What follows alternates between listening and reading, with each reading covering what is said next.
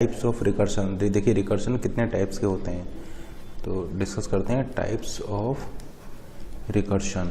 कितने टाइप के आपके रिकर्शन होते हैं। तो फर्स्ट यहाँ पर हम डिस्कस करेंगे non tail recursion. Non tail recursion. Second हम डिस्कस करेंगे यहाँ पर tail recursion. Tail recursion. Third हम डिस्कस करेंगे नेस्टेड रिकर्शन। नेस्टेड का मतलब होता है रिकर्शन के अंदर रिकर्शन। तो नेक्स्ट हम डिस्कस करेंगे नेस्टेड रिकर्शन। और फोर्थ हम डिस्कस करेंगे इनडायरेक्ट रिकर्शन। Indirect recursion. तो इनको वन बाय वन हम डिस्कस करते हैं, non tail, tail, nested and indirect recursions को। तो डिस्कस करने से पहले एक हम प्रोग्राम लिखते हैं, उससे आपको थोड़ा रिकर्शन का आइडिया हो जाएगा। तो प्रोग्राम आपको लिखना है, write a recursive C program to print the given array. Write a recursive C program to print the given array. आपके पास एक एरे गिवन है, उस एरे को आपको प्रिंट कराना है। प्रिंट कराने के लिए आपको रिकर्सिव प्रोग्राम लिखना है। देखिए इटरेटिव प्रोग्राम तो बहुत सिंपल है, इसका इटरेटिव प्रोग्राम लिखना तो बहुत सिंपल है। इटरेटिव प्रोग्राम के लिए आप क्या लिखेंगे, एक फॉर लूप लगा देंगे, for i is equal to 1 to n। एक फॉर लूप चला देंगे 1 to n और डायरेक्टली उसको एरे को आप प्रिंट करा देंगे। प्रिंट ऑफ आप यहाँ पे लिख देंगे %d एंड यहाँ पे लिख देंगे आप ai। लेट से ए एरे है तो ai को आप यहाँ पर प्रिंट करा देंगे। तो इटरेटिव प्रोग्राम अगर आपको लिखना है तो इटरेटिव प्रोग्राम तो बहुत सिंपल है, आप इस तरीके से एक लूप लगा करके और उसको उस एरे को प्रिंट करा सकते हैं। और ये जो प्रोग्राम होगा, इस प्रोग्राम की रनिंग टाइम कॉम्प्लेक्सिटी क्या होगी, इस प्रोग्राम की रनिंग टाइम कॉम्प्लेक्सिटी हो जाएगी ऑर्डर ऑफ n। क्योंकि देखिए आपको क्या करना है, आपको उस एरे को स्कैन करना है, क्योंकि आपको प्रिंट कराना है उस एरे को। तो आपको उस पूरे एरे को एक एक करके उस पूरे एरे को स्कैन करना होगा। तो प्रिंट कराने के लिए लेट से उस एरे में अगर आपके n एलिमेंट है तो आपका जो उस एरे को प्रिंट कराने की जो टाइम कॉम्प्लेक्सिटी हो जाएगी वो हो जाएगी ऑर्डर ऑफ n, और स्पेस कॉम्प्लेक्सिटी हो जाएगी इस प्रोग्राम की ऑर्डर ऑफ 1। तो टाइम कॉम्प्लेक्सिटी हो गई इस इटरेटिव प्रोग्राम की ऑर्डर ऑफ n, और स्पेस कॉम्प्लेक्सिटी हो जाएगी ऑर्डर ऑफ 1। क्योंकि देखिए इस प्रोग्राम के लिए आप कोई एक्स्ट्रा स्पेस का यूज़ नहीं कर रहे हैं एक्सेप्ट इनपुट। यानी हम ऐसा बोल सकते हैं no extra space used except input. Input को छोड़ करके बाकी और कोई आप यहाँ पर कोई एक्स्ट्रा स्पेस यहाँ पर यूज नहीं कर रहे हैं, इसलिए इसकी स्पेस कॉम्प्लेक्सिटी ऑर्डर ऑफ 1 हो जाएगा। यानी ये कांस्टेंट स्पेस में आपका ये एग्जीक्यूट होगा। यानी देखिए इस प्रोग्राम में हमने अभी रिकर्शन का यूज़ नहीं किया है। अब क्या करना है हमको कि इस सेम प्रोग्राम को रिकर्शन से इम्प्लीमेंट करना है। यूजिंग रिकर्शन हमें इस प्रोग्राम को लिखना है। तो जो एरे है, लेट से एरे है आपका a, और मान लीजिए कि एरे में आपके जो एलिमेंट है वो है मान लीजिए आपका 10, 20, 30, 40 एंड 50। ये आपके एरे में एलिमेंट है। इंडेक्स मान लीजिए ये 1 से स्टार्ट हो रहा है, 1 2 3 4 5। आपको इसको प्रिंट कराना है। तो रिकर्सिवली आप क्या करेंगे, सबसे पहले आप 10 को प्रिंट करेंगे। तो आप सबसे पहले 10 को प्रिंट करेंगे और रिकर्शन का आप यहाँ पर यूज कर रहे हैं। लेट से जो एरे हो जाएगा वो अब आपका ये हो जाएगा 20, 30, 40 एंड 50। ठीक है ना, आपने 10 को प्रिंट करा दिया और जो है आपका इंडेक्स जो हो जाएगा वो अब 2 3 4 एंड 5 रह जाएगा। फिर रिकर्सिवली आप उसको क्या कराएंगे कि अब आप 20 को प्रिंट करा लेंगे। अब मान लीजिए आपने 20 को प्रिंट करा लिया और जो एरे जो हो जाएगा वो अब आपका रह जाएगा 30, 40, 50। यानी जो बाउंड है वो बाउंड आपका हो जाएगा 3 4 5। इसी तरीके से नेक्स्ट स्टेप में आप क्या कीजिए कि 30 को प्रिंट करा लीजिए। रिकर्सिवली हम इसको स्टेप्स लिख रहे हैं, यानी 30 को प्रिंट करा लीजिए और एरे का जो बाउंड है वो लोअर बाउंड रह जाएगा 4 और अपर बाउंड रह जाएगा अब आपका 5, यानी 4 एंड 5। फिर नेक्स्ट स्टेप में क्या कीजिए, आप इस 40 को प्रिंट करा लीजिए, यानी और आपका जो है केवल यहाँ पर आपका एलिमेंट बचेगा आपका 50। फिर उसके बाद में नेक्स्ट स्टेप में क्या कीजिए कि आप इस 50 वाले एलिमेंट को यहाँ पर प्रिंट करा लीजिए। तो आप क्या देख रहे हैं कि इस तरीके से आप ये रिकर्शन का यूज़ करके, रिकर्सिव स्टेप्स का यूज़ करके इस तरीके से इस एरे को प्रिंट कर सकते हैं। तो इस टाइप के रिकर्सिव स्टेप्स का आप यहाँ पर यूज़ करेंगे। ये 1 क्या है, 1 है आपका लोअर बाउंड, ये लोअर बाउंड है, और ये 5 क्या है, 5 है इस एरे का अपर बाउंड। तो देखिए किस तरीके से हम इस एरे के लिए रिकर्सिव प्रोग्राम लिख रहे हैं। तो मान लीजिए जो रिकर्सिव प्रोग्राम है वो है आपका प्रिंट एरे। प्रिंट एरे एक हम रिकर्सिव प्रोग्राम लिखने जा रहे हैं जो इस तरीके से रिकर्सिव स्टेप्स को फॉलो करते हुए रिकर्सिवली इस एरे को प्रिंट करेगा। प्रिंट एरे यहाँ पर आपको इस एरे नेम को पास करना होगा। तो एरे नेम हो जाएगा आपका स्मॉल ए। इसका लोअर बाउंड देना होगा। लोअर बाउंड क्या है यहाँ पर, लोअर बाउंड है 1, अपर बाउंड है 5। तो आप इसके लिए लोअर बाउंड पास करेंगे, इसके लिए आप यहाँ पर इस एरे का अपर बाउंड पास करेंगे। फिर उसके बाद में आपको क्या चेक करना है, आपको चेक करना है, देखिए अब रिकर्सिव प्रोग्राम लिख रहे हैं तो आपको यहाँ पर टर्मिनेशन कंडीशन या बेस कंडीशन भी मेंशन करनी होगी, यानी वो कंडीशन जहाँ पर कि आपका ये रिकर्सिवली कॉल नहीं होगा। जैसे देखिए इसने इसको कॉल किया, इसने इसको कॉल किया, तो आप क्या देख रहे हैं कि ये आपकी टर्मिनेशन कंडीशन है, यानी ये आपकी बेस कंडीशन है। तो बेस कंडीशन पर आपका क्या हो रहा है, देखिए बेस कंडीशन पर आप ऐसा बोल सकते हैं, देखिए यहाँ पर ये लोअर बाउंड है, अपर बाउंड है, यहाँ पर ये लोअर बाउंड ये है, अपर बाउंड ये है, यहाँ पर लोअर बाउंड आपका ये हो जाएगा, अपर बाउंड ये हो जाएगा। इसी तरीके से आप क्या देख रहे हैं कि ये लास्ट वाले स्टेप पर यही आपका लोअर बाउंड है, यही आपका अपर बाउंड है। यानी जो टर्मिनेशन कंडीशन को आप कैसे आइडेंटिफाई करेंगे, तो आप ऐसा बोल सकते हैं कि बेस कंडीशन पर जो आपका लोअर बाउंड होगा वही आपका अपर बाउंड हो जाएगा। तो ये टर्मिनेशन कंडीशन आप यहाँ पर मेंशन करेंगे, if lower bound equal upper bound, यानी अगर आपका ये कंडीशन मीट हो जाती है तो आप ऐसा बोल सकते हैं कि आपका प्रोग्राम जो है वो टर्मिनेट कर जाएगा, यानी ये आपकी बेस कंडीशन यहाँ पर मीट हो गई है। तो इस केस में आप क्या करेंगे, आप यहाँ पर लिख देंगे प्रिंट ऑफ, इसको प्रिंट करा देंगे %d। आपने क्या किया, इसको प्रिंट करा दिया एल बी लिखिए, यू बी लिखिए, कोई फर्क नहीं पड़ता क्योंकि दोनों ही आपके यहाँ पर इक्वल है। इस तरीके से आप बेस कंडीशन पर या टर्मिनेशन कंडीशन पर क्या करेंगे, इसको प्रिंट करा देंगे। तो देखिए आपका ये प्रिंट हो जाएगा बेस कंडीशन पर एंड फिर आप यहाँ से क्या करेंगे, रिटर्न कर जाएंगे, रिटर्न, और आप यहाँ से रिटर्न कर गए, ठीक है ना। तो ये आपकी होगी बेस कंडीशन। एल्स अगर मान लीजिए आपका ये कंडीशन ट्रू नहीं है, यानी बेस कंडीशन मीट नहीं हो रही है, उस केस में आप क्या कर रहे हैं, देखिए सबसे पहले आप प्रिंट करा रहे हैं, यानी सबसे पहले आपने प्रिंट कराया, फिर आपने रिकर्सिव कॉल किया, प्रिंट कराया, फिर आपने रिकर्सिव कॉल किया। पहले आप प्रिंट करा रहे हैं, फिर आप इसको रिकर्सिवली कॉल कर रहे हैं। तो सबसे पहले आपने क्या कराया, इसको प्रिंट करा दिया, प्रिंट ऑफ। प्रिंट किसको कराएंगे आप, प्रिंट आप कराएंगे लेट से %d ALB, यानी जो आपका जो LB है इसको आपने प्रिंट करा दिया, इस LB वाले को प्रिंट करा दिया। जैसे देखिए यहाँ पर A1 प्रिंट हो गया, यहाँ पर A2 प्रिंट हो गया, यहाँ पर आपका A3 प्रिंट हो गया, यहाँ पर A4। तो आपने क्या किया, ALB को प्रिंट करा दिया, और प्रिंट कराने के बाद आप उस LB में +1 करके फिर से इसको रिकर्सिवली कॉल कर दिए।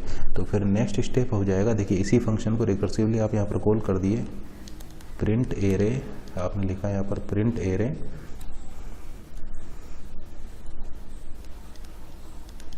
अब देखिए इसको हम रिकर्सिवली कॉल कर रहे हैं। एरे नेम हो गया आपका ए, लोअर बाउंड, देखिए अब लोअर बाउंड आपका क्या हो गया, इस लोअर बाउंड से +1 हो गया, यानी LB आपका LB +1 हो जाएगा, यानी आपका नेक्स्ट लोअर बाउंड हो गया LB +1, क्योंकि उस LB को आप यहाँ पर प्रिंट करा चुके हैं। और अपर बाउंड आपका देखिए वही रहा, अपर बाउंड आपका कोई चेंज नहीं हो रहा, यहाँ पर भी अपर बाउंड 5 है, यहाँ पर भी अपर बाउंड 5 है, यहाँ पर भी अपर बाउंड 5 है। तो इस तरीके से आप इसको रिकर्सिवली कॉल कर दिए। तो ये आपका रिकर्सिव प्रोग्राम हो जाएगा जो इस गिवन एरे को प्रिंट कराएगा, ठीक है ना। देखिए आप यहाँ पर ऐसा बोल सकते हैं, देखिए रिकर्शन का आपने यूज़ किया है तो इसकी आप नंबरिंग कर दीजिए। मान लीजिए आपका फर्स्ट नंबर हो गया, ये आपका सेकंड हो गया, नहीं रिकर्शन का आपने यूज़ किया है तो ट्रैक रखने के लिए आप इसकी नंबरिंग भी कर सकते हैं। तो इस तरीके से ये जो प्रोग्राम जो है आपका रिकर्सिवली इसको प्रिंट करा देगा। तो इसका आउटपुट क्या आएगा, इसका आउटपुट यहाँ पर प्रिंट होगा 10, 20, 30, 40 एंड 50, ये इसका आउटपुट हो जाएगा। अब देखिए ये जो हमने रिकर्सिव प्रोग्राम लिखा है, इस रिकर्सिव प्रोग्राम की टाइम कॉम्प्लेक्सिटी क्या हो जाएगा, तो देखिए इस रिकर्सिव प्रोग्राम की जो टाइम कॉम्प्लेक्सिटी हो जाएगी वो हो जाएगी बिग ऑफ n। देखिए टाइम कॉम्प्लेक्सिटी है इसकी बिग ऑफ n, क्योंकि देखिए इस रिकर्सिव प्रोग्राम में आप क्या कर रहे हैं, देखिए इस रिकर्सिव प्रोग्राम को एक बार एग्जीक्यूट होने में कांस्टेंट टाइम लगेगा, लेकिन ये recursive program n time execute हो रहा है। देखिए ये रिकर्सिव प्रोग्राम एक कांस्टेंट अमाउंट ऑफ टाइम में एग्जीक्यूट होगा, लेकिन ये recursive program n time execute हो रहा है, इसलिए इसकी रनिंग टाइम कॉम्प्लेक्सिटी हो गई ऑर्डर ऑफ n।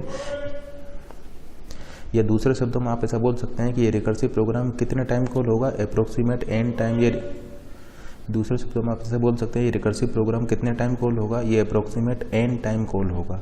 और एक बार कॉल होने में ये कांस्टेंट टाइम ले रहा है, एक बार कॉल होने में ये कांस्टेंट टाइम ले रहा है, तो n टाइम कॉल होने में ये टाइम लेगा ऑर्डर ऑफ n। तो इसकी रनिंग टाइम कॉम्प्लेक्सिटी हो जाएगी ऑर्डर ऑफ n, क्योंकि एवरी टाइम ये ऑर्डर ऑफ 1 टाइम ले रहा है और n टाइम ये एग्जीक्यूट हो रहा है, क्योंकि टोटल n आपके यहाँ पर एलिमेंट्स हैं, तो n टाइम ये रिकर्सिवली कॉल होगा, तो इसकी टाइम कॉम्प्लेक्सिटी हो गई order of n। Order of n time complexity for n element. क्या आप मुझे बता सकते हैं कि इसकी स्पेस कॉम्प्लेक्सिटी क्या होगी? तो देखिए इस प्रोग्राम की स्पेस कॉम्प्लेक्सिटी अब हो जाएगी ऑर्डर ऑफ एन। क्यों हो जाएगा? क्योंकि देखिए एक बार एग्जीक्यूट होने में ये कांस्टेंट स्पेस लेगा, ये प्रोग्राम एक बार एग्जीक्यूट होने में कांस्टेंट स्पेस ले रहा है, लेकिन रिकर्शन होने की वजह से ये देखिए यहाँ पर एन टाइम ये आपका होगा, देखिए रिकर्शन होने की वजह से ये एन टाइम आपका होगा, तो इसलिए इसकी स्पेस कॉम्प्लेक्सिटी हो जाएगी ऑर्डर ऑफ एन। क्योंकि आप जैसा कि आप देख पा रहे हैं एवरी टाइम ये एक कांस्टेंट स्पेस लेगा, ठीक है ना, लेकिन ये एन टाइम आपका ये होगा एग्जीक्यूट। जैसे कि आप यहाँ पर स्टैक का ले करके इसको समझ सकते हैं। मान लीजिए हमने स्टैक लिया हुआ है, तो जब ये स्टैक लेंगे तो फर्स्ट टाइम इसका लोअर बाउंड 1 और अपर बाउंड 5 होगा।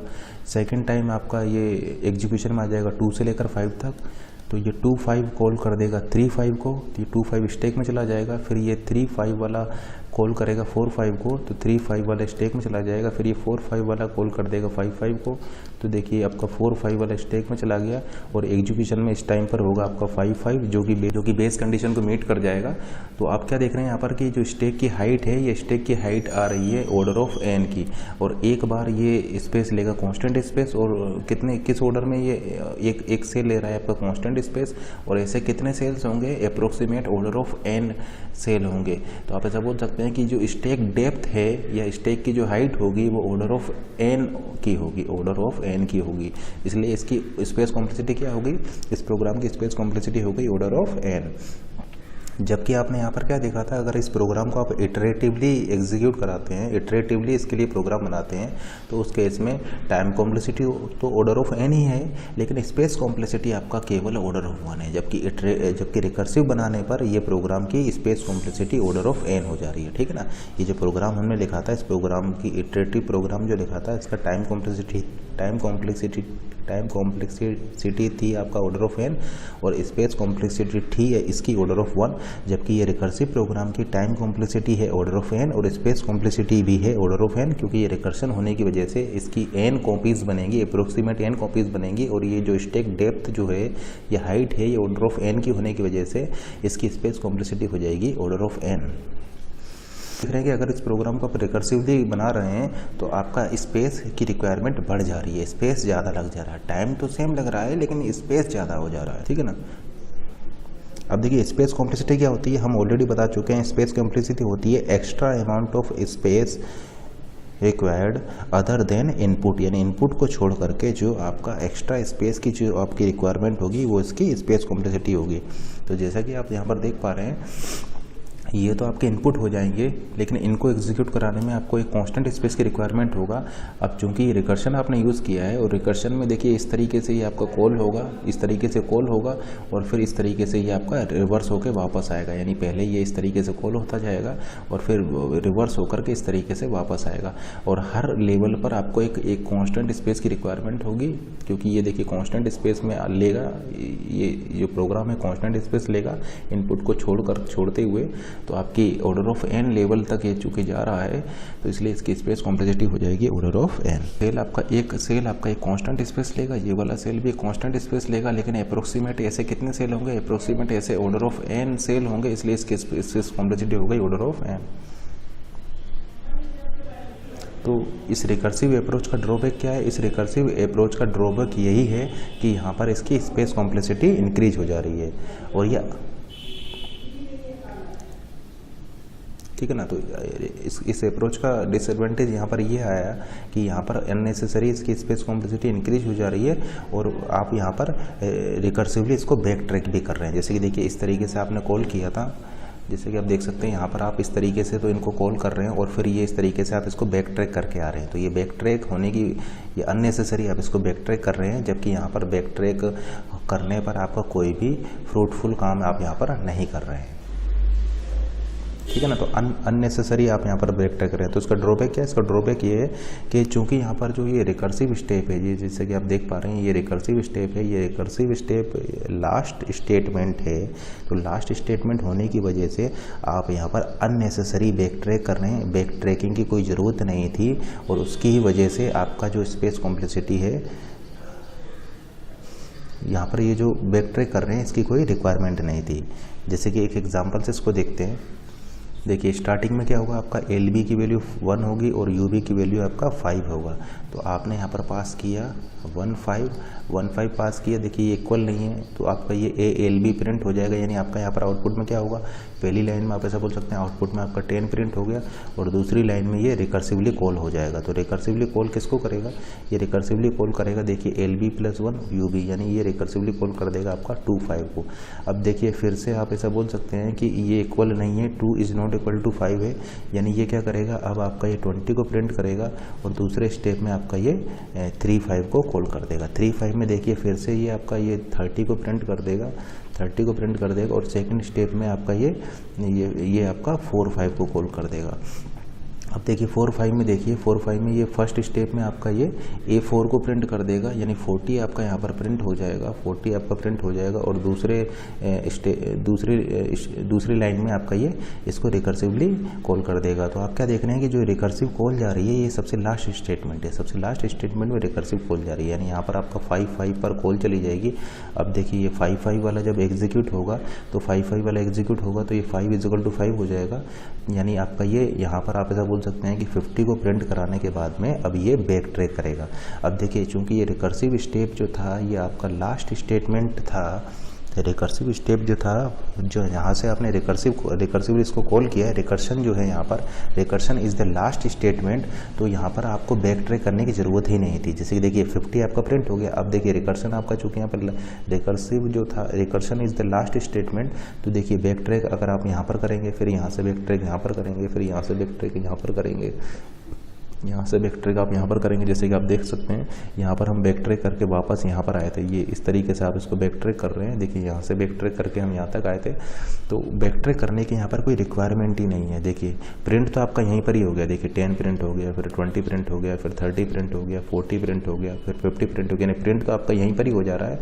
ये रिकर्शन लास्ट स्टेटमेंट होने की वजह से आपको बैक ट्रैक करना पड़ रहा है, जिसकी कि कोई यहाँ पर रिक्वायरमेंट ही नहीं है। तो इसका ड्रॉबैक क्या है, no need of back track, यहाँ पर बैक ट्रैक की कोई ज़रूरत ही नहीं थी, लेकिन फिर भी रिकर्शन होने की वजह से आपको इसको बैक ट्रैक करना पड़ेगा।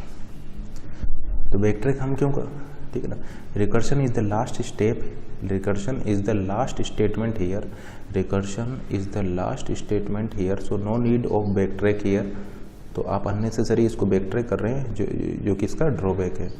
इसका मतलब अगर आपके पास अगर आपका कोई ऐसा रिकर्सिव प्रोग्राम है जिसमें कि आपका जो रिकर्सिव कॉल गई है वो सबसे लास्ट स्टेटमेंट पर गई है और ऐसा केवल एक ही रिकर्सिव कॉल है, तो उसको आप इजीली इटरेटिव प्रोग्राम में कन्वर्ट कर सकते हैं। इसका ड्रॉबैक क्या, ड्रॉबैक हो जाएगा unnecessary recursion as the recursion is the last statement, ठीक है ना। रिकर्शन आपने यूज़ किया है, उसी की वजह से आपका स्पेस कॉम्प्लेक्सिटी बढ़ करके ऑर्डर ऑफ n हो जा रही है, जबकि इटरेटिव केस में आपका जो स्पेस कॉम्प्लेक्सिटी है वो क्या है, ऑर्डर ऑफ 1 है। तो आप ये ध्यान रखिएगा कि अगर आप ऐसा कोई रिकर्सिव प्रोग्राम लिख रहे हैं जिसमें एक बार ही रिकर्सिव कॉल गई है, देखिए अगर more than 1 time recursive call गई है तब तो आप वहाँ पर इस क्लेम को नहीं कर सकते हैं। लेकिन अगर आपका प्रोग्राम है उसमें केवल एक ही रिकर्सिव कॉल गई है और वो रिकर्सिव कॉल सबसे लास्ट में गई है, तो वहाँ पर उसको आप इजीली इटरेटिव प्रोग्राम में कन्वर्ट कर सकते हैं। जैसे कि देखिए इटरेटिव में इस तरीके से कन्वर्ट कर देंगे, क्योंकि आपको बैक ट्रैक आने की ज़रूरत नहीं है, तो डायरेक्टली आप ऐसे आएंगे और फिर यहीं से आप इसको आ जाएंगे, यानी ये इटरेटिव अप्रोच हो जाएगा। यानी आपको ये वाली अप्रोच बैक ट्रैक वाली नहीं लगानी है कि पहले ऐसे आए फिर ऐसे आए, क्योंकि इधर से आने पर आपको कोई भी फ़ायदा यहाँ पर नहीं मिल रहा है, क्योंकि आपके प्रोग्राम में एक ही रिकर्सिव कॉल है और वो रिकर्सिव कॉल सबसे लास्ट में है। तो लास्ट में होने की वजह से आपको यहाँ पर इस पाथ पर कोई फ़ायदा नहीं मिल रहा है।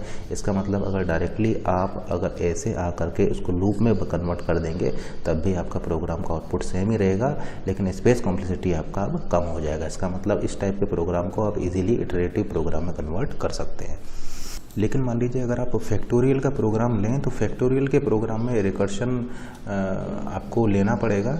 वहाँ पर देखिए रिकर्सिव कॉल जो है वो लास्ट स्टेटमेंट नहीं है। जैसे हमने आपको फैक्टोरियल का प्रोग्राम बताया था, उस फैक्टोरियल के प्रोग्राम में जो रिकर्सिव कॉल गई थी वो उसकी लास्ट स्टेटमेंट नहीं थी, इसलिए वहाँ पर जो बैक ट्रैक की आपको ज़रूरत पड़ी थी। जैसे कि मान लीजिए अगर हम आपसे कहें कि आपको फैक्ट 3 की वैल्यू कैलकुलेट करनी है, तो फैक्ट 3 की वैल्यू कैलकुलेट करेंगे आप f is equal to, let say आप इसको कैलकुलेट करेंगे 3 इंटू फैक्ट 2 से, फिर फैक्ट 2 पर कॉल जाएगा तो आप यहाँ पर ऐसा बोल सकते हैं, इसको आप कैलकुलेट करेंगे फैक्ट, इसको आप कैलकुलेट करेंगे f इज़िकल टू लेट से 2 इंटू फैक्ट 1, और फिर फैक्ट 1 को जब एग्जीक्यूट करेंगे तो ये क्या रिटर्न करेगा, 1 रिटर्न करेगा। अब देखिए यहाँ पर बैक ट्रैकिंग की आपको ज़रूरत है, क्योंकि ये 1 रिटर्न होकर के आपका यहाँ पर आएगा। फिर देखिए 2 इंटू 1 क्या हो जाएगा आपका 2 हो जाएगा। फिर ये बैक ट्रैक होकर के 2 आपका यहाँ पर आएगा। फिर देखिए 3 इंटू 2 आपका क्या हो जाएगा, 6 हो जाएगा। यानी फाइनल वैल्यू ऑफ एफ क्या हो गई, 6 हो गई। तो जैसा कि आप देख पा रहे हैं, ये बैक ट्रैक होने पर आपको यहाँ पर कुछ काम करना पड़ रहा है, क्योंकि ये जो रिकर्सिव था वो लास्ट स्टेटमेंट नहीं है। यहाँ पर बैक ट्रैक करके जब आप आ रहे हैं तब भी आप कोई काम कर रहे हैं यहाँ पर। इसका मतलब यहाँ पर बैक ट्रैकिंग की आपको ज़रूरत थी, लेकिन इससे पहले वाले केस में हमें बैक ट्रैकिंग करने पर कोई काम ही नहीं हो रहा था, इसलिए वो अननेसेसरी हम वहाँ पर बैक ट्रैक कर रहे थे। लेकिन यहाँ पर रिकर्सिव कॉल आपका लास्ट स्टेटमेंट नहीं है, इसलिए आप ऐसा बोल सकते हैं कि ये बैक ट्रैक आने पर आपको ये कैलकुलेशन करनी है। जैसे कि देखिए ये बैक ट्रैक होकर के आया है, ये बैक ट्रैक होकर के आने पर आपको ये कैलकुलेशन करनी है 3 इंटू 2 इक्वल टू 6। यहाँ पर देखिए बैक ट्रैक होकर के आया है, फिर आपको ये कैलकुलेशन करनी है 2 इंटू 1। तो यहाँ पर बैक ट्रैकिंग की रिक्वायरमेंट है।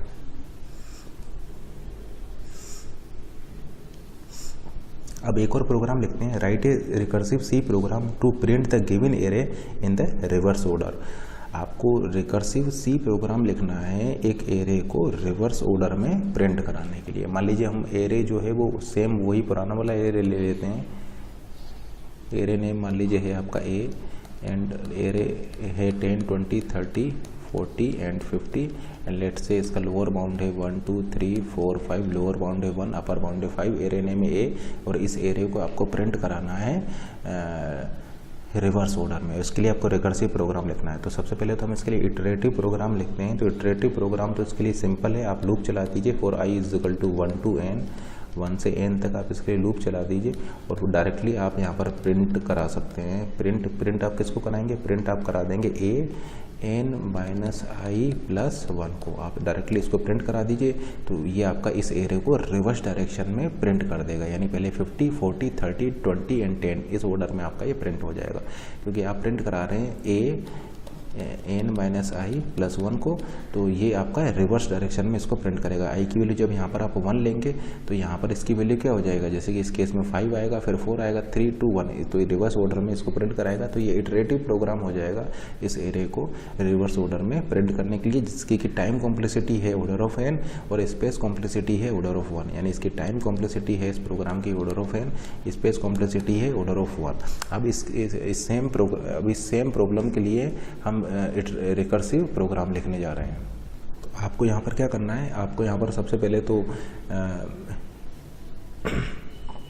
एरे नेम पास करना होगा, लोअर बाउंड पास करना होगा, उसका अपर बाउंड पास करना होगा। अब देखिए आपको रिवर्स डायरेक्शन में इसको प्रिंट कराना है। तो रिवर्स डायरेक्शन में प्रिंट कराने का मतलब ये है कि आप एक काम कीजिए कि रिकर्सिव कॉल पहले कर दीजिए और प्रिंट बाद में कराइए। जैसे आपने ये 10 लिया, 10 होने के बाद में ये हो गया 20, 30, 40 एंड 50, यानी पहले आप रिकर्सिव कॉल कर दीजिए, प्रिंट आप बाद में कराइए। उसी तरीके से फिर आप क्या होगा, यहाँ पर 20, ये हो जाएगा 30, 40, 50, यानी रिकर्सिव कॉल आप पहले कर दीजिए, प्रिंट इसको बाद में कराइए। ठीक है ना, एंड सो ऑन आपका ये 50 पर ये टर्मिनेट कर जाएगा। इसका मतलब पहले रिकर्सिव कॉल कराइए, फिर उसको प्रिंट कराइए, तो अब ये आपका रिवर्स डायरेक्शन में प्रिंट हो जाएगा। किस तरीके से इसके लिए कोड लिखेंगे, ये सिंपल है। मतलब इससे जो पुराना वाला जो इससे पिछले वाला जो प्रॉब्लम है उसमें आप क्या कीजिए, पहले रिकर्सिव कॉल करा दीजिए, बाद में उसको प्रिंट कराइए, तो इसी सेम एरे को वो रिवर्स डायरेक्शन में प्रिंट कर देगा। यानी सबसे पहले तो हम देखिए टर्मिनेशन कंडीशन लिखते हैं, if l b equal u b, then आपका ये क्या हो जाएगा, देन आपका ये बेस कंडीशन या टर्मिनेशन कंडीशन यहाँ पर मीट कर जाएगी। तो आपको यहाँ पर इसको प्रिंट करा करके यहाँ से रिटर्न कर लेंगे, तो ये आपका यहाँ से रिटर्न कर जाएगा। ये रिकर्सिवली इसको कॉल कर दीजिए एरे। अब यहाँ पर इस एरे नेम ए कीजिए पास, इसको पास कीजिए एल बी प्लस 1, इसको पास कीजिए यू बी, एंड देन आप नेक्स्ट रिटर्न होके जब बैक ट्रैक होकर के आएंगे उस टाइम पे इसको प्रिंट कराइए। तो देखिए अब जो हम यहाँ पर इसको प्रिंट करा रहे हैं वो जब ये बैक ट्रैक होकर के आ रहा है उस टाइम पर इसको प्रिंट करा रहे हैं। तो आपका अब ये यहाँ पर क्या होगा, इस एरे को ये रिवर्स डायरेक्शन में प्रिंट कर देगा। ठीक है ना। यानी ये स्टेटमेंट की हमने ऑर्डरिंग चेंज कर दी है। पहले हम क्या कर रहे थे, प्रिंट करा रहे थे, फिर रिकर्सिव कॉल कर रहे थे। अब क्या किया हमने, रिकर्सिव कॉल पहले कर दिया, प्रिंट बाद में कराया। अब ये क्या करेगा, इसको रिवर्स ऑर्डर में प्रिंट कर देगा। देखिए इसको एग्जीक्यूट करा के देखते हैं। देखिए यहाँ पर मान लीजिए आपका LB1 है, UB5 है, यानी 1-5 वाला आपका कॉल होगा। ये कंडीशन मीट नहीं होगा तो आपका ये क्या करेगा, इसके लिए रिकर्सिव कॉल चले जाएगा। तो जब ये रिकर्सिव कॉल जाएगा तो यहाँ पर LB+1, यानी ये देखिए ये LB है, ये UB है, LB+1 यानी ये हो जाएगा 2-5। तो देखिए यहाँ से जो कॉल जाएगा वो जाएगा आपका 2-5 के लिए, 2-5 के लिए आपका कॉल गया। और देखिए ये अभी प्रिंट हमने बाद में कराया है, तो ये प्रिंट तब होगा जब ये बैक ट्रैक होकर के आएगा। अब देखिए 2-5 से कॉल चला जाएगा, 2-5 से अगेन फिर आप ऐसा बोल सकते हैं 1 और 2। फर्स्ट पर फिर से ये आपने रिकर्सिव कॉल कर दिया है, यानी ये आपका हो जाएगा 2+1 यानी 3। तो ये आपका रिकर्सिव कॉल यहाँ से चला जाएगा 3-5 के लिए। अब देखिए 3-5 से फिर ही आपका ये कॉल जाएगा 4-5 के लिए। तो 3-5 से फिर कॉल गया आपका 4-5 के लिए। अब ये 4-5 जब आपका एग्जीक्यूट होगा तो इसका फिर से 2 स्टेटमेंट एग्जीक्यूट होंगे। अब देखिए 4-5 से फिर कॉल चला जाएगा आपका 4+1 यानी 5-5 के लिए। तो ये देखिए 4-5 से फिर आपका कॉल चला गया 5-5 के लिए। अब देखिए ये 5-5 वाला आपका एग्जीक्यूशन में आएगा तो LB = UB यानी 5 हो जाएगा यहाँ पर। तो आपका क्या हो जाएगा, A5 आपका यहाँ पर प्रिंट हो जाएगा। तो A5 क्या है आपका 50, यानी आप ऐसा बोल सकते हैं कि आपका यहाँ पर ये जो है 50 आपका प्रिंट हो गया। देखिए अब आपका यहाँ पर 50 प्रिंट हो गया है। अब ये बैक ट्रैक होकर के यहाँ पर आएगा, बैक ट्रैक होकर के यहाँ पर आएगा। तो यहाँ पर क्या प्रिंट होना बाकी था, ALB प्रिंट होना बाकी था, यानी यहाँ पर A4 प्रिंट होगा। तो A4 क्या है आपका 40, यानी अब यहाँ पर 40 प्रिंट होगा। तो आप क्या देख रहे हैं, पहले 50 प्रिंट हुआ, फिर 40 प्रिंट हुआ। अब ये बैक ट्रैक होकर के यहाँ पर आएगा, फिर यहाँ पर ALB यानी A3 प्रिंट होगा। तो A3 क्या है आपका 30, यानी आप ऐसा बोल सकते हैं कि अब आपका यहाँ पर 30 प्रिंट होगा, क्योंकि आप बैक ट्रैक होने के टाइम पर प्रिंट करा रहे हैं। फिर देखिए यहाँ बैक ट्रैक होकर के आया A2 प्रिंट होगा, यानी 20 प्रिंट होगा। आउटपुट में आपका 20 प्रिंट हुआ। फिर देखिए बैक ट्रैक होकर के आएंगे A1 प्रिंट होगा, यानी 10 प्रिंट होगा। तो आउटपुट में आपका 10 प्रिंट होगा।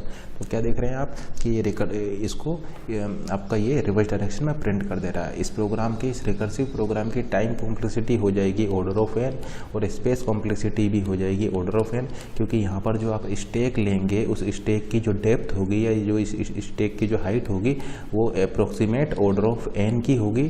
तो इसलिए आप बोल सकते हैं कि इसकी स्पेस कॉम्प्लेक्सिटी हो गई ऑर्डर ऑफ n, और टाइम कॉम्प्लेक्सिटी भी हो जाएगी इस प्रोग्राम की ऑर्डर ऑफ n। तो इस रिकर्सिव अप्रोच की टाइम कॉम्प्लेक्सिटी, रिकर्सिव अप्रोच वाले प्रोग्राम की टाइम कॉम्प्लेक्सिटी है order of n, space complexity है order of n। Next program हम डिस्कस करते हैं। नेक्स्ट आपको लिखना है write a recursive C program to find the minimum element in the given array. Write a recursive C program to find the minimum element in the given array.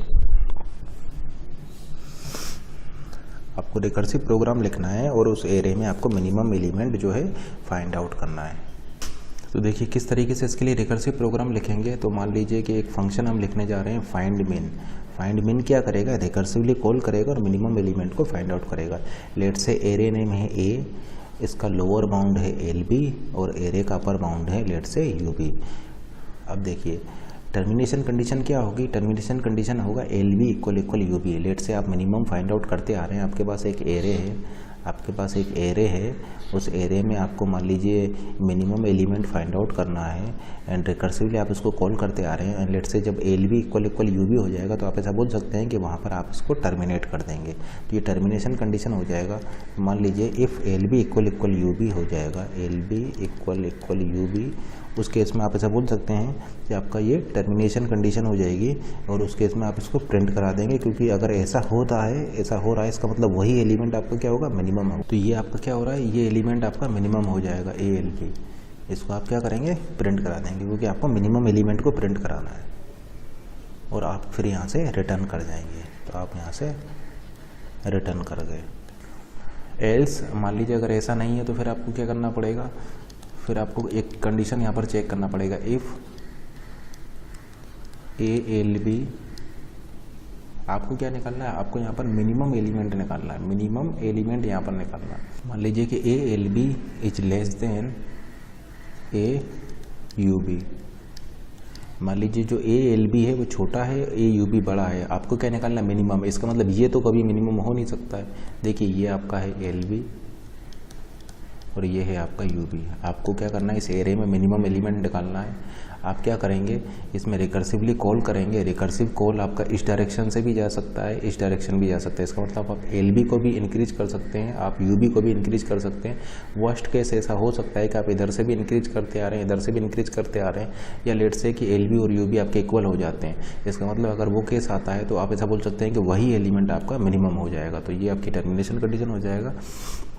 या फिर आप ऐसा बोल सकते हैं कि आपने कंपेयर किया, ए एल बी और ए यू बी को कंपेयर किया और ए यू बी बड़ा निकला। अब चूंकि A you B A L B से बड़ा है, इसका मतलब ये तो मिनिमम हो नहीं सकता, ये मिनिमम नहीं, ये तो मिनिमम हो नहीं सकता क्योंकि ये तो आपका इससे भी बड़ा है, ए एल बी से बड़ा है ए यू बी, इसका मतलब ये मिनिमम नहीं हो सकता। ये मिनिमम होगा, इसकी हम कोई गारंटी नहीं लेते हैं क्योंकि अभी हमें आगे जा करके और चेक करना पड़ेगा, ठीक है ना। लेकिन एटलीस्ट हम यहाँ पर ये बोल सकते हैं कि ये मिनिमम तो नहीं होगा, क्यों, क्योंकि ये तो इससे ही बड़ा है, ठीक है ना। तो हम क्या करेंगे, फिर आगे जा करके चेक करेंगे, यानी इस प्रोग्राम को फिर से रिकर्सिव कॉल कर देंगे। फाइंड मिन एरे नेम हो जाएगा ए। अब देखिए यू बी तो मिनिमम आपका हो नहीं सकता क्योंकि वो एल बी से बड़ा है। इसका मतलब हम क्या करेंगे, यहाँ पर एल बी को पास करेंगे और यहाँ पर हम लिख देंगे यू बी -1, यानी यू बी को शिफ्ट कर देंगे इधर क्योंकि ये इससे बड़ा था, तो इसका मतलब ये मिनिमम आपका नहीं हो सकता। एल्स मान लीजिए ऐसा नहीं है, इसका मतलब क्या होगा, इसका मतलब होगा कि एल बी वाला बड़ा होगा। अगर एल बी वाला बड़ा है, इसका मतलब अगर एल बी बड़ा होगा यू बी से, लेट से आप ऐसा बोल रहे हैं कि ए एल बी बड़ा है ए यू बी से, तो इसका मतलब ये मिनिमम नहीं हो सकता क्योंकि ये तो बड़ा है। इसका मतलब आप क्या करेंगे, आप लेफ्ट एल बी वाले पॉइंटर को इंक्रीज कर देंगे। एल्स आप फिर से इस प्रोग्राम को रिकर्सिव कॉल कर दीजिए, find min a L b +1 comma u b. तो इस रिकर्सिव प्रोग्राम का यूज़ करते हुए आप यहाँ पर मिनिमम को फाइंड आउट कर सकते हैं। इसका मतलब ये प्रोग्राम जो लास्ट में आपका प्रिंट करेगा वो क्या प्रिंट करेगा, ये प्रिंट करेगा आपका उस एरे का मिनिमम एलिमेंट। जैसे कि कुछ एग्जांपल से इसको देखते हैं। मान लीजिए हमने यहाँ पर लिया हुआ है 2, 20, 30, 1, 80, 10। ये मान लीजिए आपका एल बी है, ये मान लीजिए आपका यू बी है। देखिए ये आपके इक्वल नहीं है। अब चेक कीजिए कौन सा इसमें बड़ा है, ये ए एल बी है, ये आपका ए यू बी है।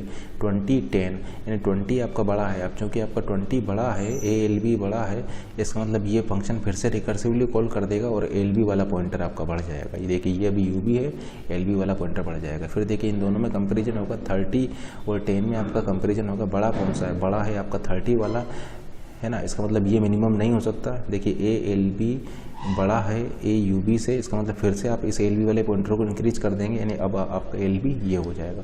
अब देखिए a L b a you B को देखिए, ए एल बी 1 है ए यू बी 10 है, यानी ए एल बी छोटा है ए यू बी बड़ा है। अब क्योंकि ए यू बी बड़ा है, इसका मतलब ये मिनिमम नहीं हो सकता है। आप क्या करेंगे, यू बी वाले पॉइंटर को इंक्रीमेंट कर देंगे। तो यू बी वाला आप क्या करेंगे, यू बी वाले पॉइंटर को डिक्रीमेंट कर देंगे। तो देखिए यू बी वाले पॉइंटर को डिक्रीमेंट कर दिया और ये रिकर्सिवली आपने इसको कॉल कर दिया। अब देखिए ए एल बी 1 है ए यू बी 80 है। फिर से आप ऐसा बोल सकते हैं कि एल बी छोटा है यू बी बड़ा है, तो फिर से ये रिकर्सिवली कॉल हो जाएगा, यानी यू बी वाले पॉइंटर को आप फर्दर डिक्रीज कर देंगे। अब आप यहाँ पर क्या देख रहे हैं कि एल बी और यू बी इक्वल हो गए हैं। आप इस एलिमेंट को प्रिंट करा देंगे और ये एलिमेंट क्या होगा, आपका मिनिमम एलिमेंट होगा। तो आप क्या देख रहे हैं कि इस डायरेक्शन में आप एल बी को बढ़ाएंगे, इस डायरेक्शन में आप यू बी को बढ़ाएंगे, and at the end termination condition पर आपको वो मिनिमम एलिमेंट यहाँ पर मिल जाएगा। अब इस प्रोग्राम की टाइम कॉम्प्लेक्सिटी क्या होगी, इस प्रोग्राम की टाइम कॉम्प्लेक्सिटी होगी ऑर्डर ऑफ एन, क्योंकि आप इस एरिया को स्कैन कर रहे हैं, इस पूरे एरिया को आपने स्कैन किया है और इस एरिया में एन एलिमेंट है, तो इसकी टाइम कॉम्प्लेक्सिटी हो जाएगी order of n. Space complexity इस प्रोग्राम की होगी ऑर्डर ऑफ एन, क्योंकि यहाँ पर अब जब आप इसको रिकर्सिवली कॉल करेंगे तो आपकी जो स्टैक की डेप्थ या स्टैक की हाइट होगी वो ऑर्डर ऑफ एन की होगी। अब एक लेवल पर आपका ये कांस्टेंट स्पेस लेगा, लेकिन ऐसे यहाँ पर एन लेवल्स होंगे, तो इसलिए इस प्रोग्राम की स्पेस कॉम्प्लेक्सिटी हो जाएगी order of n, time complexity हो जाएगा ऑर्डर ऑफ एन। अब नेक्स्ट प्रोग्राम हम डिस्कस करने जा रहे हैं, write a recursive C program to find the maximum element in the given array in the reverse order. आपको एक ऐसा रिकर्सिव प्रोग्राम लिखना है जो कि मैक्सिमम एलिमेंट फाइंड आउट करेगा गिवन एरे में in the reverse order. Reverse order में आपको फाइंड आउट करना है। तो प्रोग्राम है आपका, write a recursive C program to find the maximum element in the given array in the reverse order. मान लीजिए कि आपके जो एरे के एलिमेंट है वो कुछ इस टाइप से हैं, 10, 20, 30, 1, 5, 25 एंड 5। ये मान लीजिए एरे के एलिमेंट है, तो आपको मैक्सिमम एलिमेंट फाइंड आउट करना है और वो इस तरीके से फाइंड आउट करना है कि वो रिवर्स ऑर्डर में, यानी इस ऑर्डर में आपको रिकर्सिव कॉल जाना चाहिए, यानी रिकर्सिव कॉल आपका रिवर्स ऑर्डर में जाना चाहिए।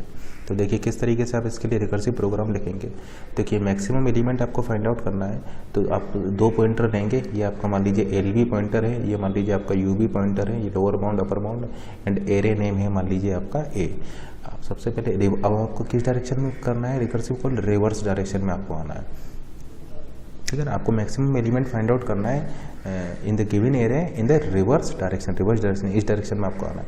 और मैक्सिमम तो आप क्या कीजिए, मैक्सिमम एलिमेंट मान लीजिए किसको, UB वाले को, क्योंकि आपको इस डायरेक्शन में आना है तो AUB को आप मान लीजिए AUB आपका मैक्सिमम एलिमेंट है, ठीक है ना। और फिर आप क्या कीजिए, UB is equal to UB -1 कर दीजिए, यानी इसको आपने मैक्सिमम मान लिया, इसको आपने मैक्सिमम मान लिया और इसको नया UB मान लीजिए, UB is equal to UB -1। और फिर एक रिकर्सिव प्रोग्राम हम लिखने जा रहे हैं, फाइंड मैक्स, जो मैक्सिमम फाइंड आउट करेगा इस ऑर्डर में। इसमें क्या पास करेंगे, एरे नेम पास करेंगे, LB पास करेंगे, UB पास करेंगे और वो मैक्सिमम एलिमेंट पास करेंगे। ये चीज़ें आप यहाँ पर पास करेंगे। फिर अगेन वो स्टॉपिंग क्राइटेरिया वही हो जाएगा, if LB equal UB, if LB equal UB है देन हम यहाँ पर चेक करेंगे if max is less then ALB। इसका मतलब ALB आपका बड़ा है, इसका मतलब जो मैक्स में आपने लिया हुआ है वो मैक्सिमम नहीं है, तो आपका मैक्सिमम क्या हो जाएगा, मैक्सिमम हो जाएगा आपका ALB। आप यहाँ पर प्रिंट करा देंगे, किसको प्रिंट करा देंगे, ALB को यहाँ पर प्रिंट करा देंगे। एल्स आपका मैक्सिमम क्या होगा, जो आपने मैक्सिमम लिया हुआ है वही मैक्सिमम है, आप प्रिंट करा देंगे यहाँ पर मैक्स को। इस तरीके से आप यहाँ पर मैक्स को प्रिंट करा देंगे। देखिए इसको फिर से देखते हैं। देखिए अगर आप इधर से पॉइंटर इंक्रीमेंट करेंगे, एक पॉइंटर इधर से इंक्रीमेंट करेंगे, मान लीजिए कि एट द एंड आपका LB इक्वल UB आ जाता है, तो उस केस पे आप चेक करेंगे मैक्सिमम जो आपने एज्यूम किया हुआ है उसको LB से, अगर आप मान लीजिए ये मैक्सिमम होगा तो आप इसको प्रिंट करा देंगे, अदरवाइज आपका मैक्सिमम जो आप माने हुए हैं वही मैक्सिमम होगा तो फिर आप मैक्स को प्रिंट करा देंगे। तो ये तो हो गया आपका बेस कंडीशन, ये बेस कंडीशन है। सेकंड कंडीशन हम लिखने जा रहे हैं, max is less then AUB। Maximum माना हुआ है वो, देखिए अब हमें रिवर्स डायरेक्शन में आना है, रिवर्स डायरेक्शन में आना है तो हम AUB से उसको कंपेयर करेंगे। देखिए UB को हम पहले ही माइनस कर चुके हैं, देखिए UB को हम पहले ही UB -1 कर चुके हैं, यानी ये ओल्ड UB था, इसको हम मैक्सिमम मान लिए। मैक्सिमम किसको माने थे, मैक्सिमम हम मान लिए हैं 5 को और UB को हम माइनस कर दिए। अब इस मैक्सिमम को इस UB से हम कंपेयर करेंगे, तो अगर maximum is less then AUB है, इसका मतलब मैक्सिमम अब आपका क्या हो जाएगा, ये वाला मैक्सिमम, नया मैक्सिमम आपका ये हो जाएगा। तो उस केस में आप ऐसा बोल सकते हैं कि जो आपने मैक्सिमम एज्यूम किया था, जिसको आपने मैक्सिमम एज्यूम किया था वो मैक्सिमम नहीं है, मैक्सिमम आपका होना चाहिए ये AUB को, क्योंकि ये इससे बड़ा है तो ये आपका मैक्सिमम न्यू मैक्स हो जाएगा। एंड फिर से आप इसको रिकर्सिवली कॉल कर देंगे। तो फिर रिकर्सिव कॉल कैसे करेंगे, फाइंड मैक्स ALB। देखिए UB का आपका काम हो चुका है, तो आप UB को एक कम कर देंगे, UB -1, क्योंकि देखिए आप यहाँ पर चेक कर चुके हैं, ठीक है ना, UB को आप ऑलरेडी चेक कर चुके हैं और ये मैक्सिमम आपको मिल चुका है, UB -1 कॉमा वो मैक्सिमम एलिमेंट। और इस तरीके से आप यहाँ पर ये इसकी रिकर्सिव कॉल कर देंगे। लेकिन मान लीजिए ये कंडीशन आपकी ट्रू नहीं है, एल्स ये कंडीशन ट्रू नहीं है, इसका मतलब जो आप मैक्सिमम माने थे वही मैक्सिमम है, तो उस केस में आप क्या करेंगे, इसको रिकर्सिव कॉल करेंगे, फाइंड मैक्स। ये कंडीशन मान लीजिए आपकी ट्रू नहीं है, इसका मतलब जो आप मैक्स माने थे वो मैक्स है, AUB इससे छोटा है, तो उस केस में आप क्या करेंगे, फाइंड मैक्स ALB UB -1, इन UB को आप एक कम कर दीजिए और मैक्स को चेंज करने की ज़रूरत नहीं है, क्योंकि जो मैक्स आपने माना था वो इस AUB से बड़ा है। इस तरीके से आप इसका रिकर्सिवली कॉल कर देंगे। तो ये प्रोग्राम क्या करेगा, ये प्रोग्राम आपको रिवर्स डायरेक्शन में जाते हुए, रिवर्स डायरेक्शन में प्रोसेस करते हुए इस एरे में मैक्सिमम एलिमेंट आपको दे देगा, ठीक है ना। तो ये प्रोग्राम आपको क्या करेगा, इस एरे को रिवर्स डायरेक्शन में जाते हुए ये प्रोग्राम क्या करेगा, इस एरे में मैक्सिमम एलिमेंट को फाइंड आउट करेगा इन रिवर्स ऑर्डर, इस ऑर्डर में जाते हुए मैक्स। क्योंकि देखिए ये रिवर्स ऑर्डर में क्यों जा रहा है, क्योंकि हम हर बार यूबी को ही माइनस कर रहे हैं। देखिए हमने एलबी को प्लस नहीं किया, हम हर स्टेप में क्या कर रहे हैं, सभी स्टेप्स में केवल यूबी को -1 कर रहे हैं। देखिए यूबी -1 यूबी -1, यानी क्या कर रहे हैं, हम इसको सबसे लास्ट वाले को मैक्सिमम एज्यूम कर लेंगे, सबसे लास्ट वाले को मैक्सिमम एज्यूम कर लेंगे और फिर उस मैक्स को यूबी से कंपेयर करते हुए आएंगे। और जब भी कोई हमें नया मैक्स मिलेगा तो उस नए मैक्स को हम इस वाले मैक्स से रिप्लेस कर देंगे। लेकिन हम एलबी की पोजीशन चेंज नहीं कर रहे हैं, हम सिर्फ यूबी की पोजीशन को इस डायरेक्शन में चेंज करते हुए ला रहे हैं। इसलिए हमने यूबी को क्या करते आ रहे हैं, डिक्रीज करते आ रहे हैं।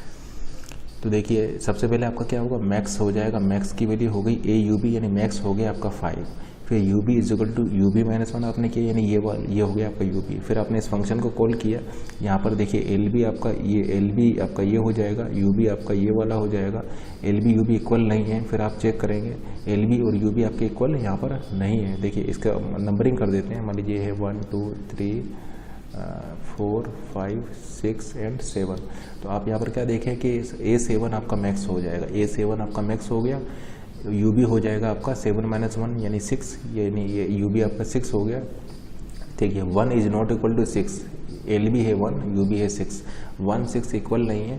तो इसका मतलब आप ये कंडीशन चेक करेंगे। अब आप चेक करेंगे मैक्स को, max is less then A6, max is less then A6। तो जैसे कि आप देख रहे हैं ये कंडीशन आपके फॉल्स हैं, क्योंकि ये मैक्सिमम है, ये मैक्सिमम नहीं है। इसका मतलब एल्स वाला कोड एग्जीक्यूट होगा, ठीक है ना। अब जैसे कि आप देख पा रहे हैं मैक्स आपका है 5 और A6 है आपका 25, यानी ये कंडीशन ट्रू हो गया।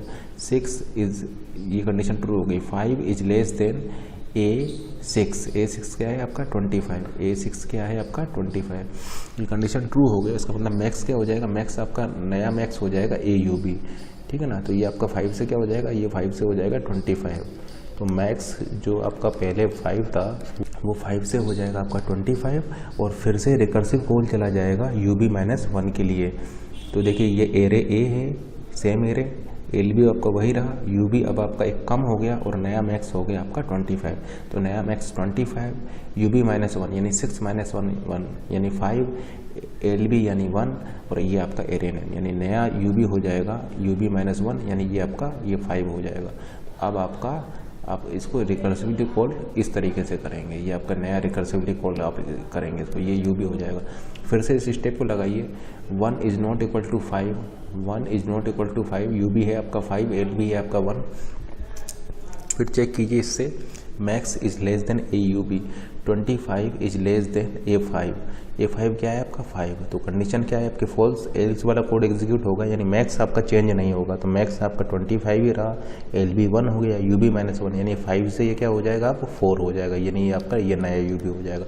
फिर इन दोनों को आप चेक कीजिए 25 और 1 को, यानी मैक्स आपका चेंज नहीं होगा क्योंकि ये 1 से बड़ा है। तो फिर आपका UB 1 से डिक्रीज होगा, फिर से ये कॉल जाएगा आपका यहाँ से कॉल जाएगा और फिर आपका ये नया UB हो जाएगा 30। अब देखिए LB है आपका 1, LB है आपका 1, UB है आपका 3, UB है आपका 3। तो ये 1 इज इक्वल 3 कंडीशन फॉल्स। यहाँ पर चेक कीजिए, मैक्स है आपका 25 और A3 है आपका 30। अब ये कंडीशन आपकी ट्रू हो गई, ठीक है ना, 25 और A3 है आपका 30, कंडीशन ट्रू, यानी नया मैक्स, यानी मैक्स को आपको अपडेट करना होगा। तो मैक्स आपका हो जाएगा 25 से 30, यानी ये मैक्स आपका अपडेट होकर के हो गया 30 और UB हो जाएगा UB -1, यानी यहाँ पर आप पास करेंगे A, LB 1, UB हो जाएगा ये हो जाएगा 3 -1 यानी 2, यानी नया UB हो गया 2 और मैक्स नया मैक्स हो जाएगा अब यहाँ पर 30। तो फिर से रिकर्सिव कॉल यहाँ पर चला जाएगा। फिर चेक कीजिए मैक्सिमम 30 को A2 यानी 20 से, तो ये कंडीशन आपकी फॉल्स कर गया, यानी ये वाला एग्जीक्यूट होगा। तो फिर आपका ये नया UB हो जाएगा, ये A हो जाएगा, LB 1 हो जाएगा, UB यानी 2 -1 1 हो जाएगा, मैक्स हो जाएगा आपका 30। अब देखिए अब यहाँ पर LB और UB दोनों इक्वल हो गए, LB और दोनों UB आपके इक्वल हो गए। तो फिर आप इसको ये वाला कंडीशन बेस कंडीशन आपका मीट कर गया, तो फिर आप इसको चेक करेंगे। ये जो मैक्सिमम जो आप लिए हैं इस 30 को, इस 10 से आप चेक करेंगे, क्योंकि यहाँ पर LB इक्वल UB हो चुका है और आपने इसको मैक्स से अभी चेक नहीं किया। देखिए आप क्या करते आ रहे हैं, आप यहाँ पर मैक्सिमम एलिमेंट को एक वेरिएबल में असाइन कर दिए हैं। आप यहाँ पर लास्ट में से एक एलिमेंट को उठा करके मैक्स में असाइन कर दिए हैं, फिर उसको सभी एलिमेंट से 1 बाई 1 चेक करते आ रहे हैं। जैसे कि आपने 5 को मैक्स में असाइन कर दिया, अब इसको 1 बाई 1 चेक करते आ रहे हैं और कोई भी एलिमेंट अगर उससे बड़ा मिल जा रहा है तो मैक्स को आप अपडेट करते हुए आ रहे हैं। अब देखिए लास्ट वाले स्टेप में अभी आपने चेक तो किया नहीं है, इससे चेक नहीं किया है, तो इसीलिए हमने यहाँ पर इसको चेक करवाया है। मैक्स है 30, A1 है 10।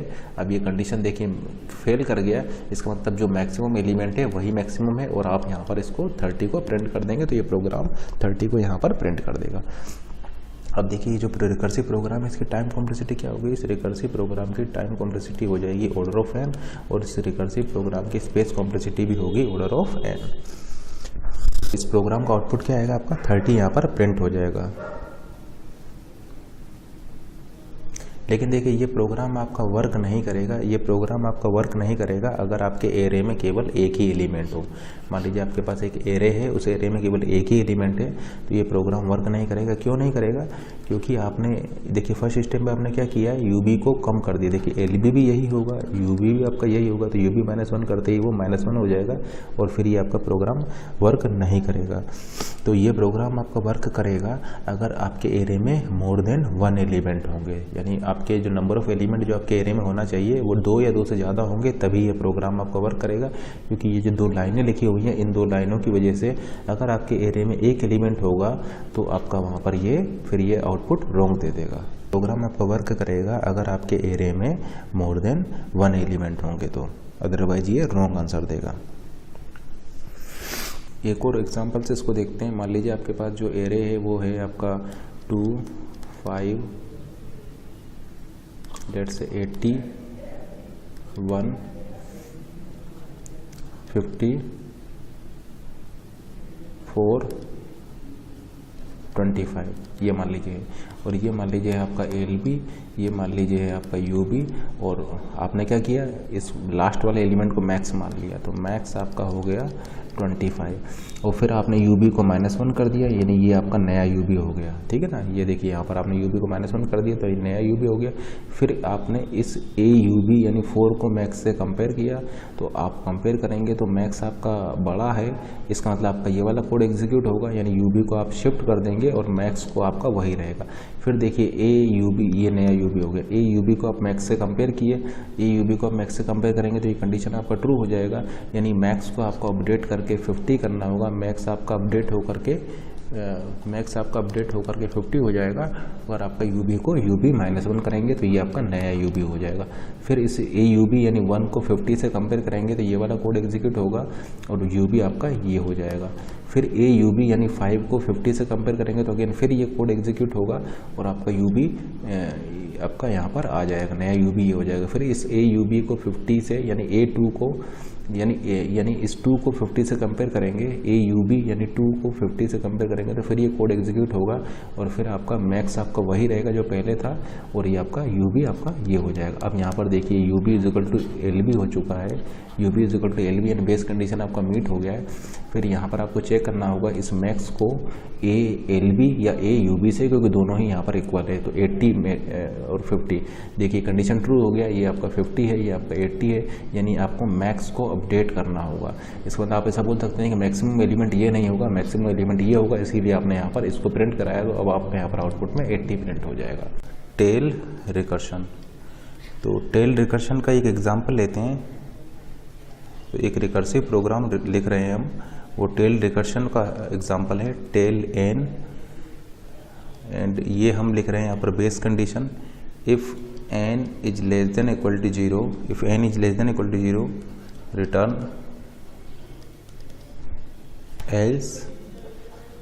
Else print of n। मान लीजिए आप n को प्रिंट करा रहे हैं एंड देन आप इस इस फंक्शन को रिकर्सिवली कॉल कर दे रहे हैं टेल n-1। अब मान लीजिए ट्रैक रखने के लिए हम यहाँ पर इनको नंबरिंग कर दे रहे हैं, लेट से ये आपका 1 है, ये आपका 2 है, ठीक है ना, ट्रैक रखने के लिए इनको नंबरिंग कर दे रहे हैं। तो ये टेल रिकर्शन का एग्जांपल है।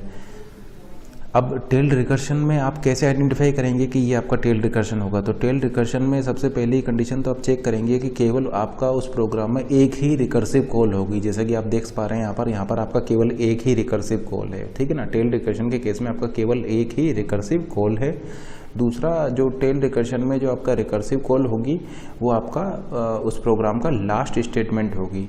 तो आप ऐसा बोल सकते हैं कि वो आपका टेल रिकर्शन है। जैसे कि इस केस में देखिए आपका केवल एक ही रिकर्सिव कॉल है और वो जो रिकर्सिव कॉल है वो आपका लास्ट स्टेटमेंट है, इसलिए हम ऐसा बोल सकते हैं कि ये आपका टेल रिकर्शन का एक एग्जाम्पल है। यानी हम ऐसा बोल सकते हैं कि अगर आपके पास कोई रिकर्सिव प्रोग्राम है और रिकर्सिव प्रोग्राम में केवल एक ही रिकर्सिव कॉल है और वो रिकर्सिव कॉल आपका उस प्रोग्राम में लास्ट स्टेटमेंट है, तो आपका वो टेल रिकर्शन हो जाएगा, ठीक है ना। In the recursive program only one recursive call is there and that recursive call must be the last statement in that program. तो हम ऐसा बोल सकते हैं in the given program only one recursive call is there and after this recursive call there is no other statement, hence we can say that this program is an example of tail recursion. अब देखिए इसको execute कराते हैं। मान लीजिए आप इसको tell 3 पर, एन की वैल्यू 3 पर इसको एग्जीक्यूट कराते हैं, तो देखिए टेल 3 आपका एग्जीक्यूट होगा, ये कंडीशन चेक करेगा, ये कंडीशन फेल कर जाएगा, फिर ये आपके दो स्टेटमेंट एग्जीक्यूट होंगे। फर्स्ट स्टेटमेंट होगा, इसको आप प्रिंट कराएंगे तो आपका यहाँ पर 3 वैल्यू प्रिंट हो जाएगा, क्योंकि एन की वैल्यू 3 है, 3 वैल्यू प्रिंट हो जाएगा। सेकंड आपका स्टेटमेंट में ये फिर से रिकर्सिव कॉल कर देगा, तो यहाँ से रिकर्सिव कॉल चला जाएगा टेल 2 के लिए। तो टेल 2 के लिए रिकर्सिव कॉल चली गई है। फिर टेल 2 की अगर आप बात करें तो फर्स्ट स्टेटमेंट में आपका ये 2 वैल्यू जो है ये प्रिंट हो जाएगा, आउटपुट में 2 प्रिंट हो जाएगा, और सेकंड में आपका फिर से ये रिकर्सिव कॉल चला जाएगा। तो अब यहाँ पर रिकर्सिव कॉल जाएगा टेल 1 के लिए, ठीक है ना। अब ये टेल 1 आपका एग्जीक्यूशन में आएगा और टेल 1 में आपका आप ऐसा बोल सकते हैं कि फिर ये फर्स्ट स्टेटमेंट एग्जीक्यूट होगा, यहाँ पर आपका 1 आउटपुट में प्रिंट होगा। जैसे कि देखिए पहले आउटपुट में 3 प्रिंट होगा, 2 प्रिंट होगा, फिर 1 प्रिंट होगा, फिर इसका सेकंड स्टेटमेंट एग्जीक्यूट होगा और यहाँ से रिकर्सिव कॉल चला जाएगा आपका टेल 0 के लिए। तो टेल 0 के लिए आपका रिकर्सिव कॉल चला जाएगा, फिर ये टेल 0 आपका एग्जीक्यूट होगा। यहाँ पर एन की वैल्यू क्या होगा, एन की वैल्यू 0, यानी आपकी बेस कंडीशन मीट कर जाएगा और फिर ये प्रोग्राम आपका यहाँ से रिटर्न कर जाएगा। तो यहाँ से रिटर्न कर जाएगा, यानी आउटपुट में आपका प्रिंट हो जाएगा 3, 2, 1 एंड फिर ये आउटपुट में 3, 2, 1 प्रिंट होकर के यहाँ से ये प्रोग्राम बैक ट्रैक करेगा। तो ये बैक ट्रैक करके देखिए यहाँ पर जाएगा, फिर ये बैक ट्रैक करके आपका यहाँ पर जाएगा, फिर ये बैक ट्रैक करके आपका यहाँ पर जाएगा। तो इस तरीके से ये प्रोग्राम बैक ट्रैक करके यहाँ पर जाएगा।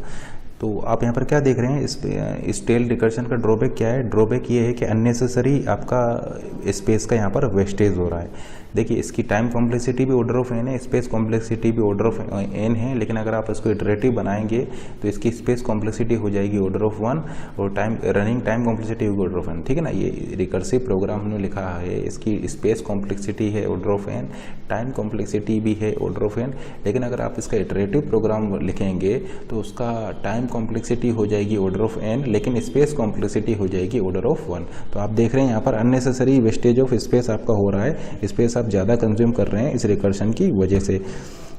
तो आप ऐसा बोल सकते हैं कि ये जो टेल रिकर्शन वाला प्रोग्राम है इसको आप इजीली इटरेटिव प्रोग्राम में कन्वर्ट कर सकते हैं, यानी कोई भी लूप लगा करके इस रिकर्सिव प्रोग्राम को आप एक इटरेटिव प्रोग्राम में कन्वर्ट कर सकते हैं। फॉर एग्जांपल फॉर लूप लगा करके आप इसको इटरेटिव प्रोग्राम में कन्वर्ट कर सकते हैं, क्योंकि देखिए आप इस तरीके से कॉल करते हुए आ रहे हैं और आपके ये प्रिंट हो रहे हैं और फिर आप इस डायरेक्शन में इसको बैक ट्रैक कर रहे हैं। लेकिन यहाँ पर एक चीज़ नोट कीजिए कि ये जो बैक ट्रैक आप जब कर रहे हैं तो इस बैक ट्रैक के करने के टाइम पर आप यहाँ पर कोई भी वर्क नहीं कर रहे हैं, यानी कोई भी एक्शन आप नहीं ले रहे हैं जब आप बैक ट्रैक कर रहे हैं। तो ये अननेसेसरी आपने रिकर्सिव कॉल यहाँ पर किया था, क्योंकि यहाँ पर बैक ट्रैक करने की कोई ज़रूरत ही नहीं है, ठीक है ना। तो इसीलिए हमने बोला है कि टेल रिकर्शन के केस में आप इसको इजीली लूप लगा करके इटरेटिव प्रोग्राम में कन्वर्ट कर सकते हैं, जिससे कि आपकी जो स्पेस रिक्वायरमेंट है वो आपकी रिड्यूस हो जाएगी और स्पेस कॉम्प्लेक्सिटी रिड्यूस होकर के ऑर्डर ऑफ 1 हो जाएगा। अभी देखिए किस तरीके से वर्क कर रहा है, अभी देखिए इस तरीके से वर्क कर रहा है। लेट से ये प्रोग्राम है, इसने रिकर्सिव कॉल किया आपके इस प्रोग्राम को, इसने रिकर्सिव कॉल किया आपके इस वाले प्रोग्राम को, इसने रिकर्सिव कॉल किया, फिर आपके ये वाले प्रोग्राम को, ये मान लीजिए आपका बेस कंडीशन मीट हो गया है, फिर ये देखिए ये बैक ट्रैक कर रहा है, ये बैक ट्रैक कर रहा है, ये बैक ट्रैक कर रहा है, जबकि यहाँ पर बैक ट्रैक करने की कोई ज़रूरत ही नहीं थी। आप डायरेक्टली यहाँ पर आकर के लूप लगा करके डायरेक्ट यहाँ पर जा सकते थे, यानी आप यहाँ से स्टार्ट करके यहाँ पर आइए और लूप लगा कर डायरेक्टली यहाँ पर चले जाइए। तो ये इस टाइप का रिकर्सिव प्रोग्राम को आप इजीली इटरेटिव मेथड में कन्वर्ट कर सकते हैं, और उसका एडवांटेज ये हो जाएगा कि आपकी जो स्पेस रिक्वायरमेंट है वो रिड्यूस हो जाएगा। तो ये हो जाएगा आपका टेल रिकर्शन। अब डिस्कस करते हैं नॉन टेल रिकर्शन को। अब हम एक एग्जांपल लिखने जा रहे हैं नॉन टेल रिकर्शन का। तो लेट से हम लिख रहे हैं नॉन टेल, यहाँ पर आपने इनपुट में n को पास किया हुआ है। नॉन टेल बेस कंडीशन लिख रहे हैं, if n is less than equal to 0 then return,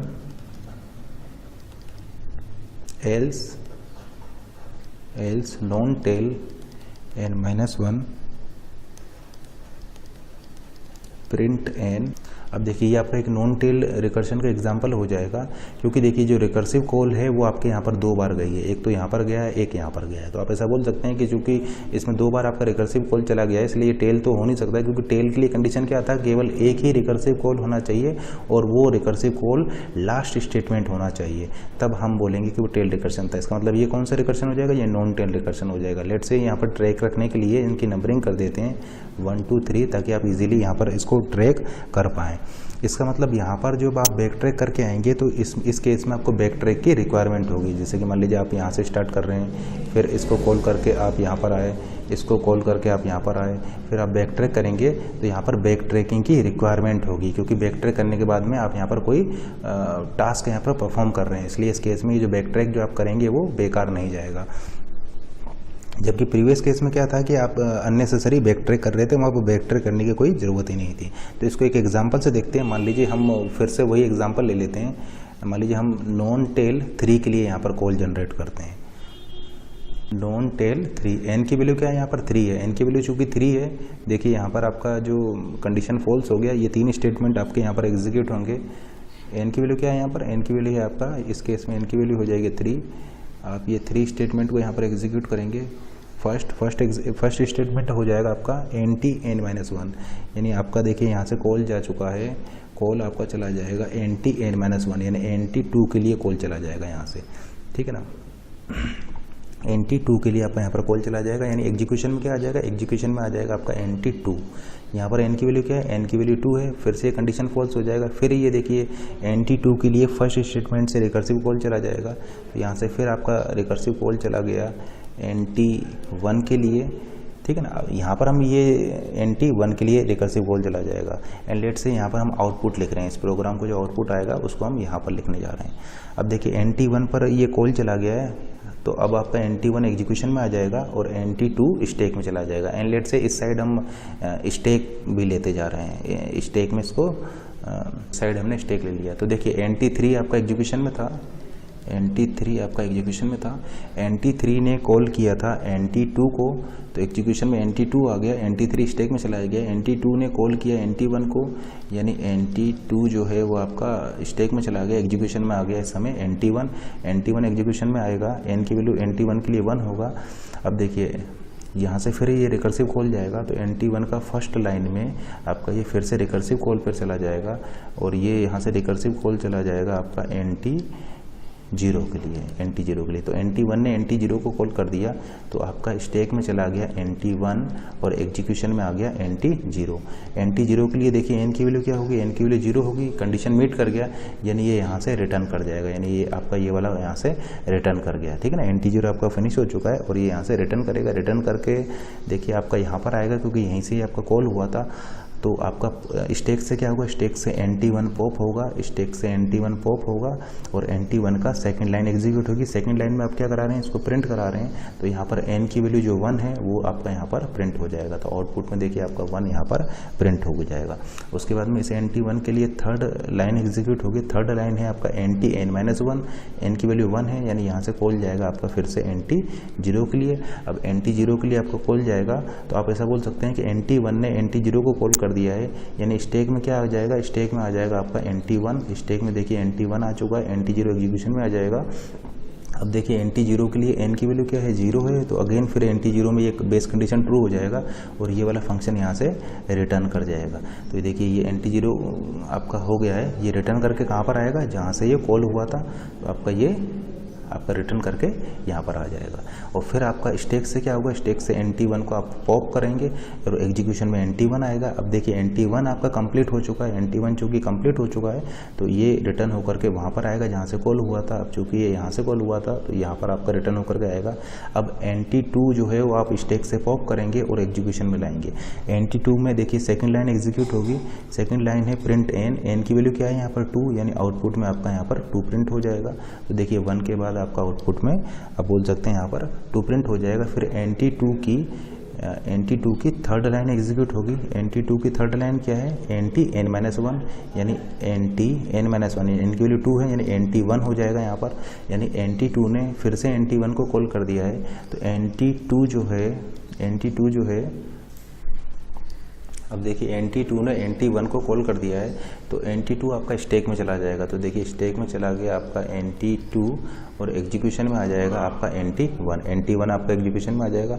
फिर NT1 एग्जीक्यूट होगा, NT1 आपका एग्जीक्यूट होगा, ठीक है, क्योंकि देखिए NT2 ने NT1 को कॉल किया था तो NT2 आ गया स्टैक में और NT1 आपका एग्जीक्यूशन में आ जाएगा। NT1 एग्जीक्यूशन में आएगा, n की वैल्यू हो जाएगा 1 और फिर NT1 ठीक इसी तरीके से आपका एग्जीक्यूट होगा। देखिए जिस तरीके से ये आपका एग्जीक्यूट हुआ है उसी तरीके से अब ये फिर से एग्जीक्यूट होगा। ठीक है, जिस तरीके से NT1 आपका ये पाथ फॉलो किया था उसी तरीके से ये फॉलो करेगा। किस तरीके से करेगा, NT1 एग्जीक्यूशन में आएगा, इसकी फर्स्ट लाइन एग्जीक्यूट होगी। फर्स्ट लाइन है NT1 की NT0, देखिए फर्स्ट लाइन है इसका NT0 आपका कॉल होगा तो ये क्या करेगा, यहाँ से रिटर्न करेगा। NT0 रिटर्न करके यहाँ पर आएगा। फिर NT1 की आपकी सेकंड लाइन एग्जीक्यूट होगी। सेकंड लाइन है इसका प्रिंट n, यानी आपकी 1 वैल्यू यहाँ पर प्रिंट हो जाएगा। तो आप ऐसा बोल सकते हैं कि आउटपुट में आपका यहाँ पर 1 प्रिंट हो जाएगा। फिर NT1 की थर्ड लाइन एग्जीक्यूट होगी NT0, यानी अगेन फिर ये NT0 को कॉल कर दिया है तो फिर से आपका NT0 एग्जीक्यूशन में, देखिए NT1 ने NT0 को कॉल कर दिया है तो आप ऐसा बोल सकते हैं कि NT1 आपका कहाँ चला जाएगा, स्टैक में चला जाएगा। एक चीज़ और नोट कीजिए कि ये जो स्टैक की हाइट जो जा रही है, ये जो स्टैक की जो हाइट जो जा रही है वो आपका अप्रोक्सीमेट ऑर्डर ऑफ n की है। जैसे कि आप यहाँ पर जो n की वैल्यू पास करेंगे उस ऑर्डर का यहाँ पर स्टैक की हाइट होगी। और जैसा कि आप जान रहे हैं, जैसा कि आप देख रहे हैं यहाँ पर एक लेवल पर आपको कांस्टेंट स्पेस की रिक्वायरमेंट है। जैसे कि इस कोड को देखिए, इस कोड को स्टोर कराने में, सेव कराने में आपको कांस्टेंट स्पेस की रिक्वायरमेंट होगी, यानी कांस्टेंट स्पेस लगेगा इसको एक बार से। तो आप जैसा कि यहाँ पर देख रहे हैं इस लेवल पे आपको कांस्टेंट स्पेस लगेगा, इस लेवल पर आपको कांस्टेंट स्पेस लगेगा, इस लेवल पर भी आपको कांस्टेंट स्पेस लगेगा। लेकिन ऐसे कितने लेवल्स यहाँ पर क्रिएट होंगे, वो क्रिएट होंगे इस स्टैक के हाइट के इक्विवेलेंट, या आप बोल सकते हैं इस स्टैक के डेप्थ के इक्विवेलेंट। ठीक है ना, तो इस स्टैक की डेप्थ क्या हो जाएगा, इस स्टैक की डेप्थ हो जाएगा ऑर्डर ऑफ n ऑर्डर की। ठीक है ना, n ऑर्डर की इस स्टैक ऑर्डर ऑफ n की इसकी डेप्थ होगी या हाइट होगी। ठीक है ना, इसका मतलब इस प्रोग्राम की स्पेस कॉम्प्लेक्सिटी क्या हो जाएगा, इस प्रोग्राम की स्पेस कॉम्प्लेक्सिटी हो जाएगी ऑर्डर ऑफ n। तो ये जो प्रोग्राम हमने लिखा है इस प्रोग्राम की स्पेस कॉम्प्लेक्सिटी हो जाएगा ऑर्डर ऑफ n, क्योंकि हम इस प्रोग्राम को आगे और एग्जीक्यूट कराएंगे। आप देख सकते हैं कि इस स्टैक की जो हाइट है वो कभी भी इस ऑर्डर ऑफ n को क्रॉस नहीं करेगी, यानी ये जो हाइट जो वेरी करेगी इस स्टैक की, वो मैक्सिमम हाइट जो होगी वो ऑर्डर ऑफ n तक ही जाएगी। ठीक है ना, जैसे कि अगर आप यहाँ पर देख रहे हैं हमने n की वैल्यू 3 लिया है तो इसकी हाइट जो है वो 3 से ज़्यादा कभी नहीं जाएगी। जैसे इस केस में देखिए, इस केस में इसकी हाइट क्या है, 1 2 3, यानी इसकी हाइट 3 है, यानी अगर आप यहाँ पर n लेते तो इसकी हाइट होती n और सभी लेवल्स पर आपको एक कांस्टेंट स्पेस लग रहा है, यानी n into order of 1 which is equal to order of n, यानी एक लेवल पर आपको कांस्टेंट स्पेस लग रहा है और ऐसे यहाँ पर n लेवल्स होते हैं तो टोटल स्पेस की रिक्वायरमेंट हो जाता है आपका ऑर्डर ऑफ n, यानी इस प्रोग्राम की स्पेस कॉम्प्लेक्सिटी हो जाएगी ऑर्डर ऑफ n। तो इसको अभी हम आगे एग्जीक्यूट कराएंगे। आप देखिएगा इसको कि इसकी जो स्टैक की हाइट जो है वो कभी भी ऑर्डर ऑफ n को क्रॉस नहीं करेगी, यानी किसी भी टाइम पर आपको जो स्पेस की रिक्वायरमेंट होगी वो इससे ज़्यादा नहीं होगी। ठीक है ना, देखिए वो प्रोग्राम जब आपका कंप्लीट हो जाएगा तो स्टैक से वो पॉप हो जाएगा तो आपका स्पेस यहाँ पर फ्री हो जाएगा। जैसे कि देखिए NT1 ने NT0 को कॉल किया है तो एग्जीक्यूशन में है NT0, NT1 चला गया स्टैक में। अब देखिए फिर यहाँ से रिटर्न करेगा, रिटर्न करके देखिए यहाँ पर आया और फिर से NT1 एग्जीक्यूशन में आ गया। अब चूँकि NT1 NT1 एग्जीक्यूशन में आ गया तो ये स्टैक से क्या हो गया, पॉप हो गया। तो आप क्या देख रहे हैं कि ये स्पेस आपका यूटिलाइज होता जा रहा है, ठीक है ना। इसको आप कंज्यूम कर रहे हैं और फिर इसको आप फ्री कर दे रहे हैं। तो एट ए टाइम किसी भी इंस्टेंट पर मैक्सिमम ऑर्डर ऑफ n से ज़्यादा स्पेस की आपकी रिक्वायरमेंट यहाँ पर नहीं पड़ रही है, इसलिए हमने बोला है कि स्टैक की हाइट जो होगी वो मैक्सिमम ऑर्डर ऑफ n तक यहाँ पर जा सकती है, इसलिए इसकी स्पेस कॉम्प्लेक्सिटी हो जाएगी ऑर्डर ऑफ n। अब देखिए NT1 एग्जीक्यूशन में आ गया है तो NT1 आपका जो है स्टैक से पॉप कर लिया और ये रिटर्न होकर के यहाँ पर आ जाएगा। अब देखिए NT1 आपका कंप्लीट हो चुका है, NT1 आपका कंप्लीट हो चुका है, यहाँ पर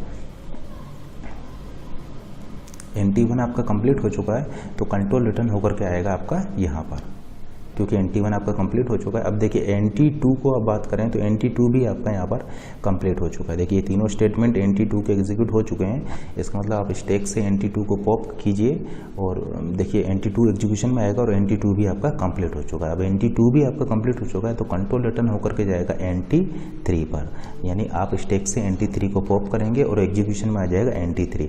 अब NT3 की सेकेंड लाइन एग्जीक्यूट होगी, NT3 की सेकेंड लाइन में आप इसको प्रिंट करा रहे हैं, n की वैल्यू क्या है यहाँ पर 3, यानी आपका ये 3 यहाँ पर प्रिंट हो जाएगा, यानी आपका 3 यहाँ पर प्रिंट हो जाएगा। और फिर थर्ड स्टेटमेंट में ये NT3 कॉल कर देगा NT2 को, तो थर्ड स्टेटमेंट में इसने NT3 ने NT2 को कॉल कर दिया। अब चूंकि NT3 ने NT2 को कॉल कर दिया तो स्टैक में चला जाएगा आपका NT3 और एग्जीक्यूशन में आ जाएगा आपका NT2। अब एग्जीक्यूशन में क्या आ गया, आपका NT2 आ गया। तो ये जो पाथ जो हमने यहाँ पर लिखा हुआ है, ठीक यही पाथ ये फॉलो करेगा। इसका मतलब हम ऐसा बोल सकते हैं कि अगर NT2 को एग्जीक्यूट करने में आपका आउटपुट प्रिंट हुआ है 1 to 1, तो अगेन NT2 को प्रिंट करने पर आपका आउटपुट आएगा 1 to 1। इसका मतलब इस प्रोग्राम का आउटपुट क्या होगा, इस प्रोग्राम का आउटपुट हो जाएगा 1 to 1 3 1 to 1 1 to 1 3 1 to 1 आपका यहाँ पर प्रिंट होगा। और जिस तरीके से ये NT2 को कॉल करने पर आपका ये इस तरीके से जो हुआ है, ठीक वही तरीके से आपका ये भी वही पाथ आपका ये भी फॉलो करेगा। तो सेम इसी प्रोसेस को आप यहाँ पर लगा सकते हैं। और स्टैक की हाइट आप क्या देख रहे हैं कि किसी भी पॉइंट पर ये ऑर्डर ऑफ n को क्रॉस नहीं कर रही है, यानी ऑर्डर ऑफ n स्पेस में आपका काम यहाँ पर चल जा रहा है, इसलिए स्पेस कॉम्प्लेक्सिटी इस प्रोग्राम की हो जाएगी ऑर्डर ऑफ n। अब देखिए फिर से NT2 को आप एग्जीक्यूट कराएंगे तो फिर यही पाथ आपका यहाँ पर आ जाए। प्रोग्राम को आप यहाँ से कंटिन्यू कर सकते हैं।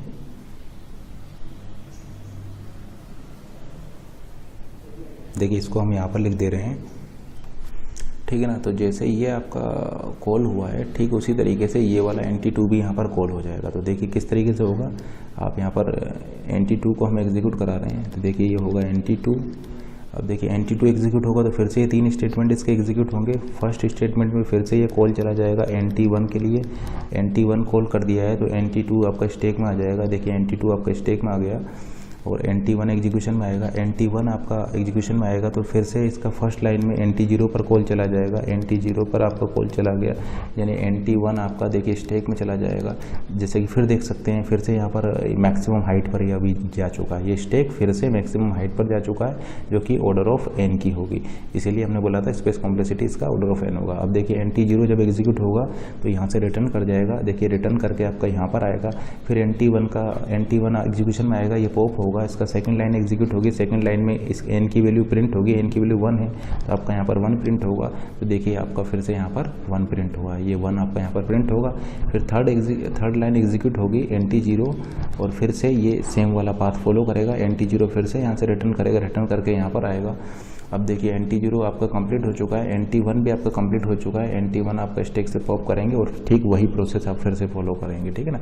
और फिर आपका यहाँ से कंट्रोल रिटर्न होकर के यहाँ पर आएगा। सेकंड स्टेप में देखिए NT2 कॉल करेगा, ये NT2 का देखिए सेकंड स्टेटमेंट एग्जीक्यूट होगा तो प्रिंट करेगा n की वैल्यू क्या है यहाँ पर 2, यानी देखिए 2 आपका यहाँ पर प्रिंट हो चुका है तो आपका यहाँ पर 2 आपका यहाँ पर प्रिंट हो जाएगा। थर्ड लाइन में देखिए फिर से कॉल कर देगा NT1 को, NT2 कॉल कर देगा NT1 को, NT2 स्टैक में चला जाएगा। तो देखिए NT2 स्टैक में आपका आ गया है, एग्जीक्यूशन में आ गया NT1 कॉल कर देगा NT0 को यानी स्टैक में चला जाएगा NT1 और NT0 एग्जीक्यूशन में आ जाएगा। NT0 फिर रिटर्न करेगा, रिटर्न करके यहाँ पर आएगा। NT0 कंप्लीट हो चुका है, एग्जीक्यूशन में आ गया आपका। अब NT0 आपका कंप्लीट हो चुका है, एग्जीक्यूशन में आ जाएगा NT1 को आप यहाँ से पॉप करेंगे। फिर देखिए एग्जीक्यूशन रिटर्न होकर के आएगा NT2 में, NT2 भी कंप्लीट हो चुका है, कंट्रोल रिटर्न होकर के आएगा आपका यहाँ से NT3 में और NT3 स्टैक से आप पॉप कर देंगे। तो इस तरीके से ये प्रोग्राम आपका यहाँ पर एग्जीक्यूट होगा। तो आउटपुट में आपका क्या प्रिंट होगा, आउटपुट में आपका प्रिंट होगा 1 to 1 3 1 to 1। तो जैसा कि आप देख पा रहे हैं यहाँ पर आप एक चीज़ और नोट किए होंगे कि सेम प्रॉब्लम को आप मल्टीपल टाइम सॉल्व कर रहे हैं। जैसे देखिए ये NT3, आप यहाँ पर NT2 है, इस NT2 को आप 2 बार सॉल्व किए हैं, एक बार यहाँ पर सॉल्व किया है और सेम प्रॉब्लम को आप यहाँ पर सॉल्व कर रहे हैं, यानी सेम प्रॉब्लम को आप यहाँ पर अगेन एंड अगेन सॉल्व कर रहे हैं। जैसे देखिए NT1 आपका यहाँ भी है, NT1 आपका यहाँ पर भी है, NT1 यहाँ पर भी है, NT1 यहाँ पर भी है, तो सेम प्रॉब्लम को आप मल्टीपल टाइम यहाँ पर सॉल्व कर रहे हैं। जैसे देखिए NT0 को आपने मल्टीपल टाइम सॉल्व किया है, ठीक है ना। तो आप क्या देख रहे हैं कि आप यहाँ पर सेम प्रॉब्लम को अगेन एंड अगेन सॉल्व कर रहे हैं। तो इसीलिए हम यहाँ पर बोले थे कि अगर NT2 को आप एग्जीक्यूट कराएंगे तो ठीक उसी तरीके से जैसे यहाँ पर हमने किया था वही सेम प्रोसीजर आप यहाँ पर लगा सकते हैं। इसका मतलब अगर NT2 का आउटपुट 1 to 1 है तो अगेन NT2 का आउटपुट आपका 1 to 1 ही आ जाएगा। तो इस प्रोग्राम की स्पेस कॉम्प्लेक्सिटी हो गई ऑर्डर ऑफ n। क्या आप मुझे बता सकते हैं कि इस प्रोग्राम की टाइम कॉम्प्लेक्सिटी क्या होगी? इस प्रोग्राम की टाइम कॉम्प्लेक्सिटी क्या होगी? तो जैसे कि आप देख सकते हैं कि यहाँ पर अप्रोक्सीमेट ये प्रोग्राम कितने टाइम कॉल हुआ है। देखिए ये एक बार कॉल होने में कांस्टेंट टाइम लेगा, ये प्रोग्राम एक बार कॉल होने में कांस्टेंट या ऑर्डर ऑफ 1 टाइम लेगा, लेकिन ये प्रोग्राम कॉल कितने बार हुआ है? तो आप देख सकते हैं कि ये program approximate 2 power n time call हुआ है, इसलिए इस प्रोग्राम के रनिंग टाइम कॉम्प्लेक्सिटी हो जाएगा big O of 2 power n, यानी एक्सपोनेंशियल इसकी टाइम कॉम्प्लेक्सिटी होगी क्योंकि यहाँ पर ये approximate 2 power n time call हुआ है। ऐसा हम क्यों बोल सकते हैं? ऐसा हम इसलिए बोल सकते हैं, जैसे कि देखिए ऐसा हम इसलिए बोल सकते हैं क्योंकि देखिए एक नोड ने इसको 2 बार कॉल किया है, एक NTN ने इसको 2 बार कॉल किया है। तो आप ऐसा बोल सकते हैं कि एक ने इसको 2 बार कॉल किया है, फिर इसने इसको 2 बार कॉल किया है, फिर देखिए इसने इसको 2 बार कॉल किया है। मान लीजिए n है तो n ने n-1 2 बार कॉल किया है, फिर n-1 ने n-2 को 2 बार कॉल किया है, फिर इस n-1 ने इसको n-2 2 बार कॉल किया है। तो इस तरीके से आप चलते जा रहे हैं कब तक? जब तक कि n की वैल्यू 0 नहीं हो जा रही है। तो अप्रोक्सीमेट कितने नोड बनेंगे यहाँ पर? अप्रोक्सीमेट 2 पावर n नोड बनेंगे, क्योंकि ये एक तरीके से बाइनरी ट्री हो गया, स्ट्रिक्ट बाइनरी ट्री हो गया। और एक नोड का मतलब है इसका एक बार कॉल होना, यानी अप्रोक्सीमेट 2 पावर n यहाँ पर नोड होंगे, इसलिए इसकी रनिंग टाइम कॉम्प्लेक्सिटी हो जाएगा big O of 2 power n। या फिर आप इसके लिए रिकर्शन ट्री भी बना सकते हैं। तो अब हम इसके लिए क्रिएट कर रहे हैं रिकर्सिव ट्री। तो रिकर्सिव ट्री आप इसके लिए किस तरीके से बनाएंगे? तो देखिए रिकर्सिव ट्री से भी आपको क्लियर हो जाएगा। जैसे कि मान लीजिए सबसे पहली कॉल जाएगी यहाँ पर NT3 के लिए, NT3 के लिए सबसे पहली कॉल जाएगा। तो सबसे पहला कॉल यहाँ पर गया है NT3 के लिए, फिर NT3 कॉल करेगा NT2 को। तो देखिए NT3 ने कॉल कर दिया है NT2 को, NT3 ने कॉल कर दिया NT2 को, तो स्टैक में चला गया NT3 और NT2 आपका एग्जीक्यूशन में आ जाएगा। तो सेकंड कॉल गया है आपका NT2 के लिए, फिर NT2 जब एग्जीक्यूशन में आएगा तो NT2 कॉल कर देगा NT1 को। तो NT2 ने कॉल कर दिया है NT1 को, तो NT2 स्टैक में चला गया और NT1 एग्जीक्यूशन में आ जाएगा। तो ये आपका थर्ड टाइम यहाँ पर कॉल गया है, तो ये आपका थर्ड टाइम यहाँ पर कॉल गया है। अब NT1 एग्जीक्यूशन में है, NT1 कॉल कर देगा देखिए NT0 को, तो NT1 ने कॉल कर दिया है आपका NT0 को, तो NT1 स्टैक में चला गया और NT0 एग्जीक्यूशन में आ जाएगा। ये आपका फोर्थ टाइम आपका कॉल गया है, ठीक है ना। ये फर्स्ट कॉल है, ये सेकंड कॉल है, थर्ड कॉल है, फोर्थ कॉल है। तो आपकी स्टैक की हाइट क्या हो जाएगी इस समय पर? स्टैक की हाइट हो जाएगा ऑर्डर ऑफ n की, यानी 3 हाइट उसकी हो जाएगी। इसीलिए हमने बोला था कि स्पेस कॉम्प्लेक्सिटी इसकी हो जाएगा बिग O ऑफ n, ठीक है ना। अब NT0 को देखिए, NT0 क्या करेगा? NT0 आपका यहाँ से रिटर्न कर जाएगा। तो NT0 जब एग्जीक्यूशन में आएगा तो NT0 यहाँ से रिटर्न कर जाएगा, यानी फोर्थ कॉल जो आपका NT0 के लिए जाएगा वो यहाँ से टर्मिनेट कर जाएगा। तो ये आपका यहाँ से टर्मिनेट कर जाएगा, रिटर्न कर जाएगा। रिटर्न करके आपका कंट्रोल यहाँ पर आएगा, रिटर्न करके कंट्रोल आपका यहाँ पर आएगा। अब देखिए NT1 का सेकंड लाइन एग्जीक्यूट होगी। सेकंड लाइन है प्रिंट n की वैल्यू क्या है यहाँ पर 1, यानी आप ऐसा बोल सकते हैं कि यहाँ पर आपका 1 प्रिंट हो जाएगा, 1 प्रिंट हो जाएगा। अब इसकी थर्ड लाइन एग्जीक्यूट होगी, थर्ड में फिर से ये NT0 को कॉल कर देगा। तो देखिए फिर से इसने NT0 को कॉल कर दिया। ये कौन सी कॉल हो जाएगा? ये आपका फिफ्थ कॉल हो जाएगा। तो देखिए ये फिफ्थ टाइम आपकी यहाँ पर कॉल गया है, फिफ्थ कॉल में इसने NT0 को कॉल किया, फिर NT0 आपका आ गया है। अगेन आपका ये टर्मिनेशन कंडीशन मीट कर जाएगा और यहाँ से ये टर्मिनेट कर जाएगा। यहाँ से टर्मिनेट करके कंट्रोल आपका जाएगा वहाँ पर जहाँ से कॉल हुआ था। तो देखिए NT0 को रिटर्न करके NT1 पर आएगा। NT1 भी कंप्लीट हो चुका है, यानी रिटर्न होकर के आपका NT2 पर आएगा, क्योंकि NT2 ने NT1 को कॉल किया था और NT1 कंप्लीट हो चुका है तो NT2 पर आएगा। अब NT2 के लिए सेकंड लाइन एग्जीक्यूट होगी। सेकंड लाइन है प्रिंट n, और n की वैल्यू क्या है यहाँ पर? n की वैल्यू है आपका यहाँ पर 2। तो यानी आप ऐसा बोल सकते हैं कि अब आपका यहाँ पर 2 प्रिंट हो जाएगा। तो देखिए आपका यहाँ पर ये 2 प्रिंट हो गया है। 2 प्रिंट होने के बाद में फिर इसका थर्ड NT2 का ये NT2 की थर्ड लाइन एग्जीक्यूट होगी। थर्ड में आप ये कॉल कर देंगे NT(n-1), यानी NT1 को आपने कॉल कर देंगे। तो यहाँ से कॉल चला जाएगा आपका NT1 के लिए। तो देखिए यहाँ से आपका NT1 के लिए कॉल चला जाएगा और फिर से ये स्ट्रक्चर रिपीट होगा। तो ये आपकी कौन सी कॉल हो जाएगा? देखिए 5th कॉल थी, अभी आपकी 6th कॉल हो जाएगा। तो ये 6 टाइम पर आपका ये कॉल होगा, 6 टाइम पर आपका ये कॉल होगा। फिर NT1 अगेन NT0 को कॉल करेगा। 7th टाइम पर फिर से आपका ये NT0 को कॉल कर दिया, ठीक है ना। तो ये 7th कॉल हो जाएगा। 7th कॉल पर आपका ये NT0 कॉल हो जाएगा। फिर NT0 से टर्मिनेट कर जाएगा, टर्मिनेशन कंडीशन आ जाएगा। टर्मिनेट करके यहाँ पर NT1 पर आएगा। NT1 में सेकंड लाइन एग्जीक्यूट होगी। सेकंड लाइन में क्या होगा? इसका 1 प्रिंट होगा। देखिए सेकंड लाइन में आपका ये 1 प्रिंट हुआ है। फिर आपका ये इसकी NT1 की थर्ड लाइन एग्जीक्यूट होगी। थर्ड लाइन में आपका क्या होगा? ये फिर से कॉल जाएगा NT(n-1) पर, यानी n-1 हो जाएगा NT0, यानी देखिए NT0 पर कॉल जाएगा। ये कौन सी कॉल है? ये आपकी 7th कॉल हो जाएगा। सॉरी 7th कॉल तो आपकी यहाँ पर हो चुकी थी, ये आपकी 8th कॉल हो जाएगा। तो ये 8th टाइम आपने यहाँ पर इसको कॉल किया है, तो ये 8th कॉल हो जाएगा। अगेन यहाँ से ये टर्मिनेट कर जाएगा। टर्मिनेट करके कहाँ पर जाएगा? जहाँ से ये कॉल हुआ था, ये भी आपका कंप्लीट हो चुका है, टर्मिनेट हो जाएगा। तो टर्मिनेट होकर के वहाँ पर जाएगा जहाँ से कॉल हुआ था, ये यहाँ पर आएगा। अब देखिए ये भी आपका कंप्लीट हो चुका है, NT2 भी आपका कंप्लीट हो चुका है, तो टर्मिनेट कर जाएगा। टर्मिनेट करके वहाँ पर जाएगा जहाँ से कॉल हुआ था। ये कहाँ से कॉल हुआ था? NT3 से, तो NT3 पर कंट्रोल आ जाएगा। अब NT3 की सेकेंड लाइन एग्जीक्यूट होगी। तो आप ऐसा बोल सकते हैं कि ये आपका यहाँ पर ये जो है ये सेकंड लाइन में n की वैल्यू को प्रिंट कराएगा। n की वैल्यू क्या है यहाँ पर? 3, यानी आपका यहाँ पर ये 3 वैल्यू यहाँ पर प्रिंट हो जाएगा।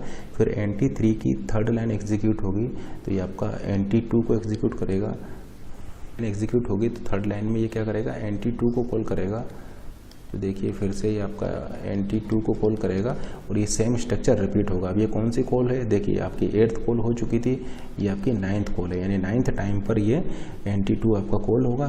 फिर से यही स्ट्रक्चर आपका NT1, फिर ये कॉल करेगा, तो फिर से ये स्ट्रक्चर रिपीट करेगा। NT1 कॉल करेगा NT0 को, यानी 9th कॉल, ये 10th कॉल, ये 11 वाली कॉल हो जाएगा। ये यहाँ से टर्मिनेट कर जाएगा। फिर ये 1 की वैल्यू यहाँ पर प्रिंट होगा। फिर ये NT0 को कॉल करेगा, ये फिर टर्मिनेट करेगा, यानी ये आपकी 12 वाली कॉल हो जाएगा। ये C12 होगी, 12 कॉल। फिर कंट्रोल यहाँ पर आएगा, कंट्रोल फिर यहाँ पर आएगा। फिर इसकी दूसरी लाइन एग्जीक्यूट होगी, n की वैल्यू को ये प्रिंट करेगा।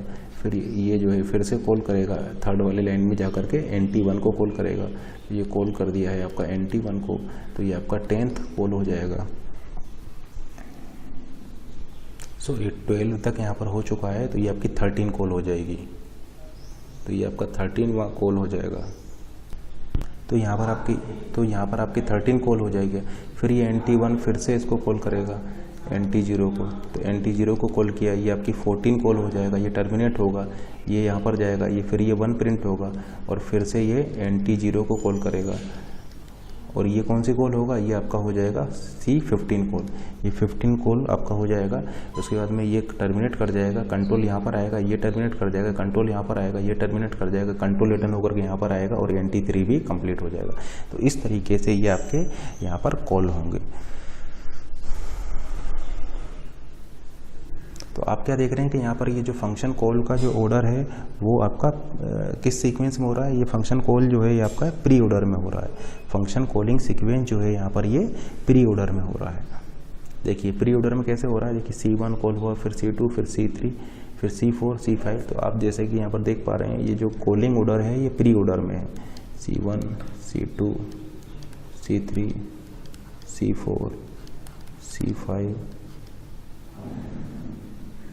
C6, C7, C8, C9, C10, C11, C12, C13, C14, 14 and C15। तो क्या देख रहे हैं कि किस ऑर्डर में कॉल हुआ है, ये प्री ऑर्डर में आपका फंक्शन कॉल हुआ है। तो आप ऐसा बोल सकते हैं कि फंक्शन कॉलिंग सीक्वेंस जो है यहाँ पर ये प्री ऑर्डर है, ठीक है ना। फंक्शन कॉलिंग सीक्वेंस जो है ये प्री ऑर्डर है। प्री ऑर्डर क्या होता है? प्री ऑर्डर होता है आपका रूट लेफ्ट राइट। तो देखिए रूट लेफ्ट फिर राइट, देखिए रूट प्री ऑर्डर निकालिए, इसका प्री ऑर्डर आप निकालेंगे तो ये प्री ऑर्डर में ही आपका ये कॉल हुआ है। देखिए रूट लेफ्ट, फिर देखिए रूट, फिर इसका लेफ्ट, रूट, फिर इसका लेफ्ट। अब देखिए रूट लेफ्ट आपका कंप्लीट हो चुका है, देन राइट, ये देखिए आपका कंप्लीट हो चुका है, देन राइट। अब देखिए ये रूट, फिर इसका लेफ्ट, फिर इसका राइट। तो किस ऑर्डर में आपका ये कॉल हो रहा है? ये प्री ऑर्डर में आपका ये कॉल हुआ है। तो आप ऐसा बोल सकते हैं कि फंक्शन कॉलिंग सीक्वेंस जो है यहाँ पर ये प्री ऑर्डर है। लेकिन यहाँ पर जो इवोल्यूशन ऑर्डर हुआ है, ये इवोल्यूशन ऑर्डर यहाँ पर होगा वो बॉटम अप अप्रोच होगा। देखिए फंक्शन कॉलिंग सीक्वेंस जो है इस ऑर्डर में, जैसे कि हम आपको दिखाएं इस रिकर्सिव ट्री डायग्राम में हमने यहाँ पर आपको ये फंक्शन कॉलिंग सीक्वेंस दिखाया है। तो ये फंक्शन कॉलिंग सीक्वेंस आपका प्री ऑर्डर में होगा, लेकिन फंक्शन इवोल्यूशन ऑर्डर जो होगा वो बॉटम अप अप्रोच में होगा, बॉटम अप अप्रोच में होगा। या फिर आप ऐसा बोल सकते हैं कि वो पोस्ट ऑर्डर इवोल्यूशन होगा। यानी आप ऐसा बोल सकते हैं कि जब तक आपके सभी चिल्ड्रन कंप्लीट नहीं होंगे तब तक आप पेरेंट पर नहीं जाएंगे। तो ये बॉटम अप अप्रोच है, यानी बॉटम से स्टार्ट करके आप पेरेंट की तरफ जाएंगे। पहले उसके चाइल्ड कंप्लीट होंगे, देन आप पेरेंट को कंप्लीट करेंगे। तो फंक्शन इवोल्यूशन ऑर्डर जो है ये बॉटम अप अप्रोच में है। फंक्शन इवोल्यूशन ऑर्डर जो होगा वो बॉटम अप अप्रोच में है, यानी बॉटम से आप टॉप की तरफ जाएंगे। पहले उसके सारे चिल्ड्रन को कवर करेंगे, देन आप पेरेंट की तरफ जाएंगे। जबकि फंक्शन कॉलिंग सीक्वेंस जो है वो, जैसे कि आप देख पा रहे हैं, फंक्शन कॉलिंग सीक्वेंस जो है वो प्री ऑर्डर में है और ये इसका रिकर्सिव ट्री है।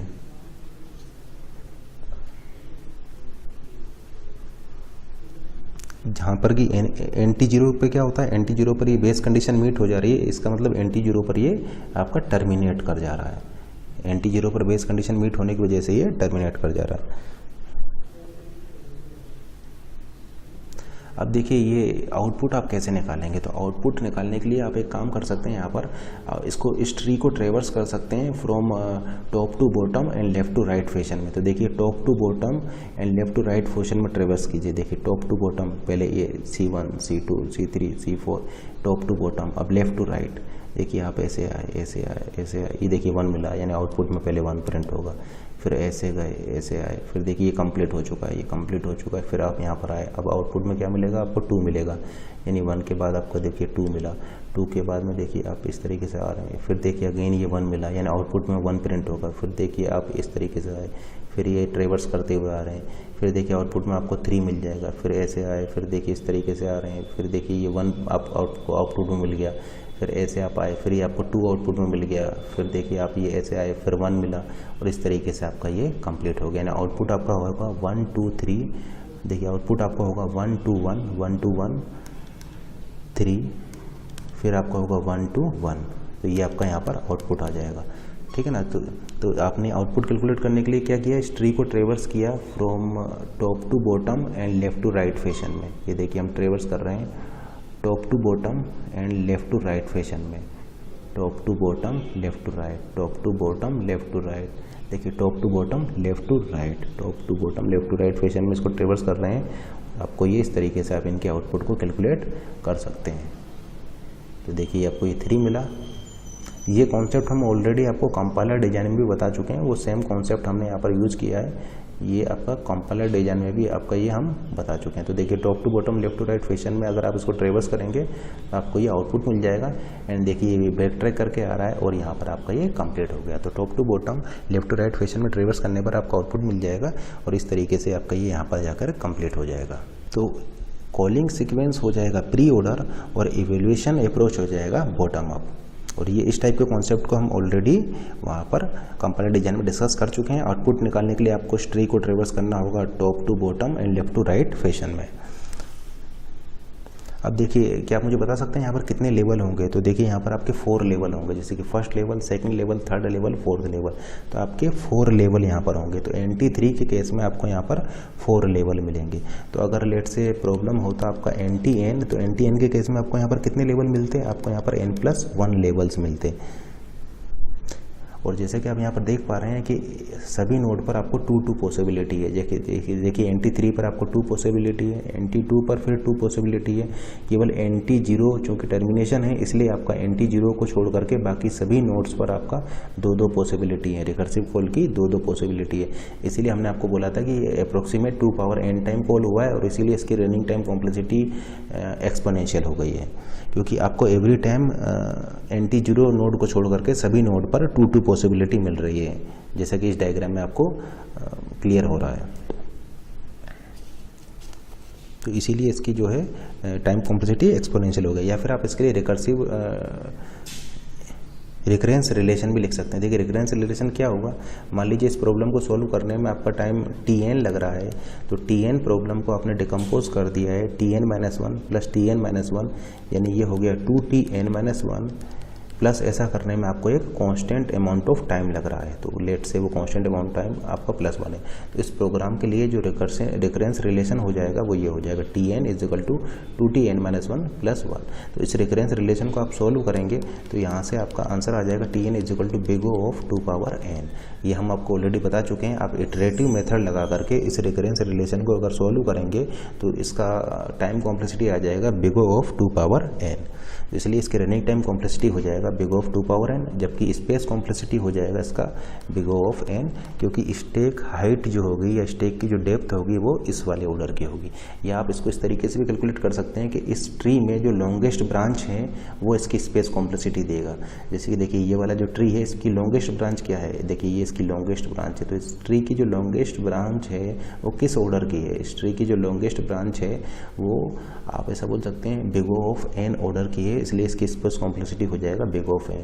तो या तो स्टैक डेप्थ से आप निकालिए या फिर इस ट्री की लॉन्गेस्ट ब्रांच को ले लीजिए। जो भी इस ट्री की लॉन्गेस्ट ब्रांच होगा उतना यहाँ पर स्पेस कॉम्प्लेक्सिटी होगा। ऐसा हम क्यों बोल पा रहे हैं, ऐसा हम इसलिए बोल पा रहे हैं क्योंकि जब आप उस लॉन्गेस्ट ब्रांच के एलोंग जब आप ट्रेवर्स करेंगे, जैसे कि लेट से आप ये वाली ब्रांच के एलोंग ट्रेवर्स कर रहे हैं, ये वाली ब्रांच ले ली, मान लीजिए इस वाली ब्रांच के एक रोज आप ट्रेवर्स कर रहे हैं, तो देखिए NT3 ने कॉल किया NT2 को, स्टैक में चला गया NT3, स्टैक में चला गया NT3, NT2 ने NT1 को कॉल किया, स्टैक में चला गया NT2, ठीक है ना। देखिए NT3 ने NT2 को कॉल किया था, स्टैक में NT3 चला गया, NT2 ने NT1 को कॉल किया, स्टैक में NT2 चला गया, NT1 ने कॉल कर दिया NT0 को, तो स्टैक में क्या चला गया, NT1 चला गया।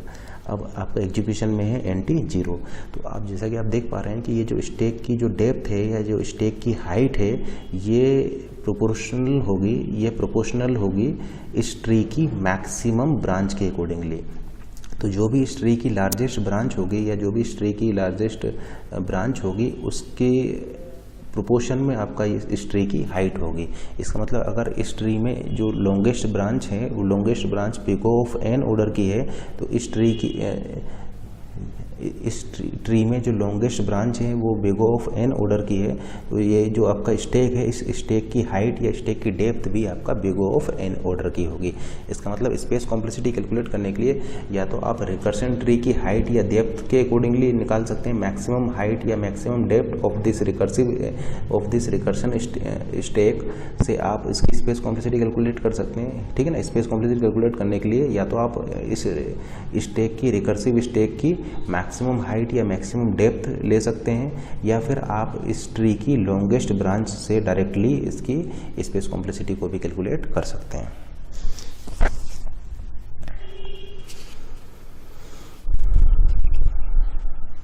तो आप यहाँ पर एक चीज़ और नोट कीजिए कि यहाँ पर हम सेम प्रॉब्लम को मल्टीपल टाइम सॉल्व कर रहे हैं। जैसे देखिए NT2 आपको 2 बार सॉल्व हुआ है, NT1 आपका 1, 2, 3 एंड 4 टाइम सॉल्व हुआ है, NT0 आपका 1, 2, 3, 4, 5, 6, 7, 8 यानी NT0 आपका 8 टाइम सॉल्व हुआ है। यानी सेम प्रॉब्लम को आप अगेन एंड अगेन सॉल्व कर रहे हैं, उसी की वजह से आपका जो टाइम कॉम्प्लेक्सिटी है वो बढ़ जा रही है।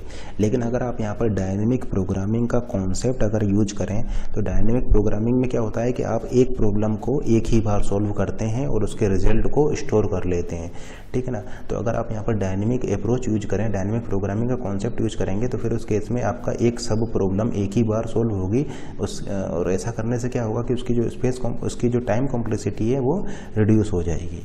आप देखिए डायनेमिक प्रोग्रामिंग का कॉन्सेप्ट आप यहाँ पर कैसे लगा सकते हैं।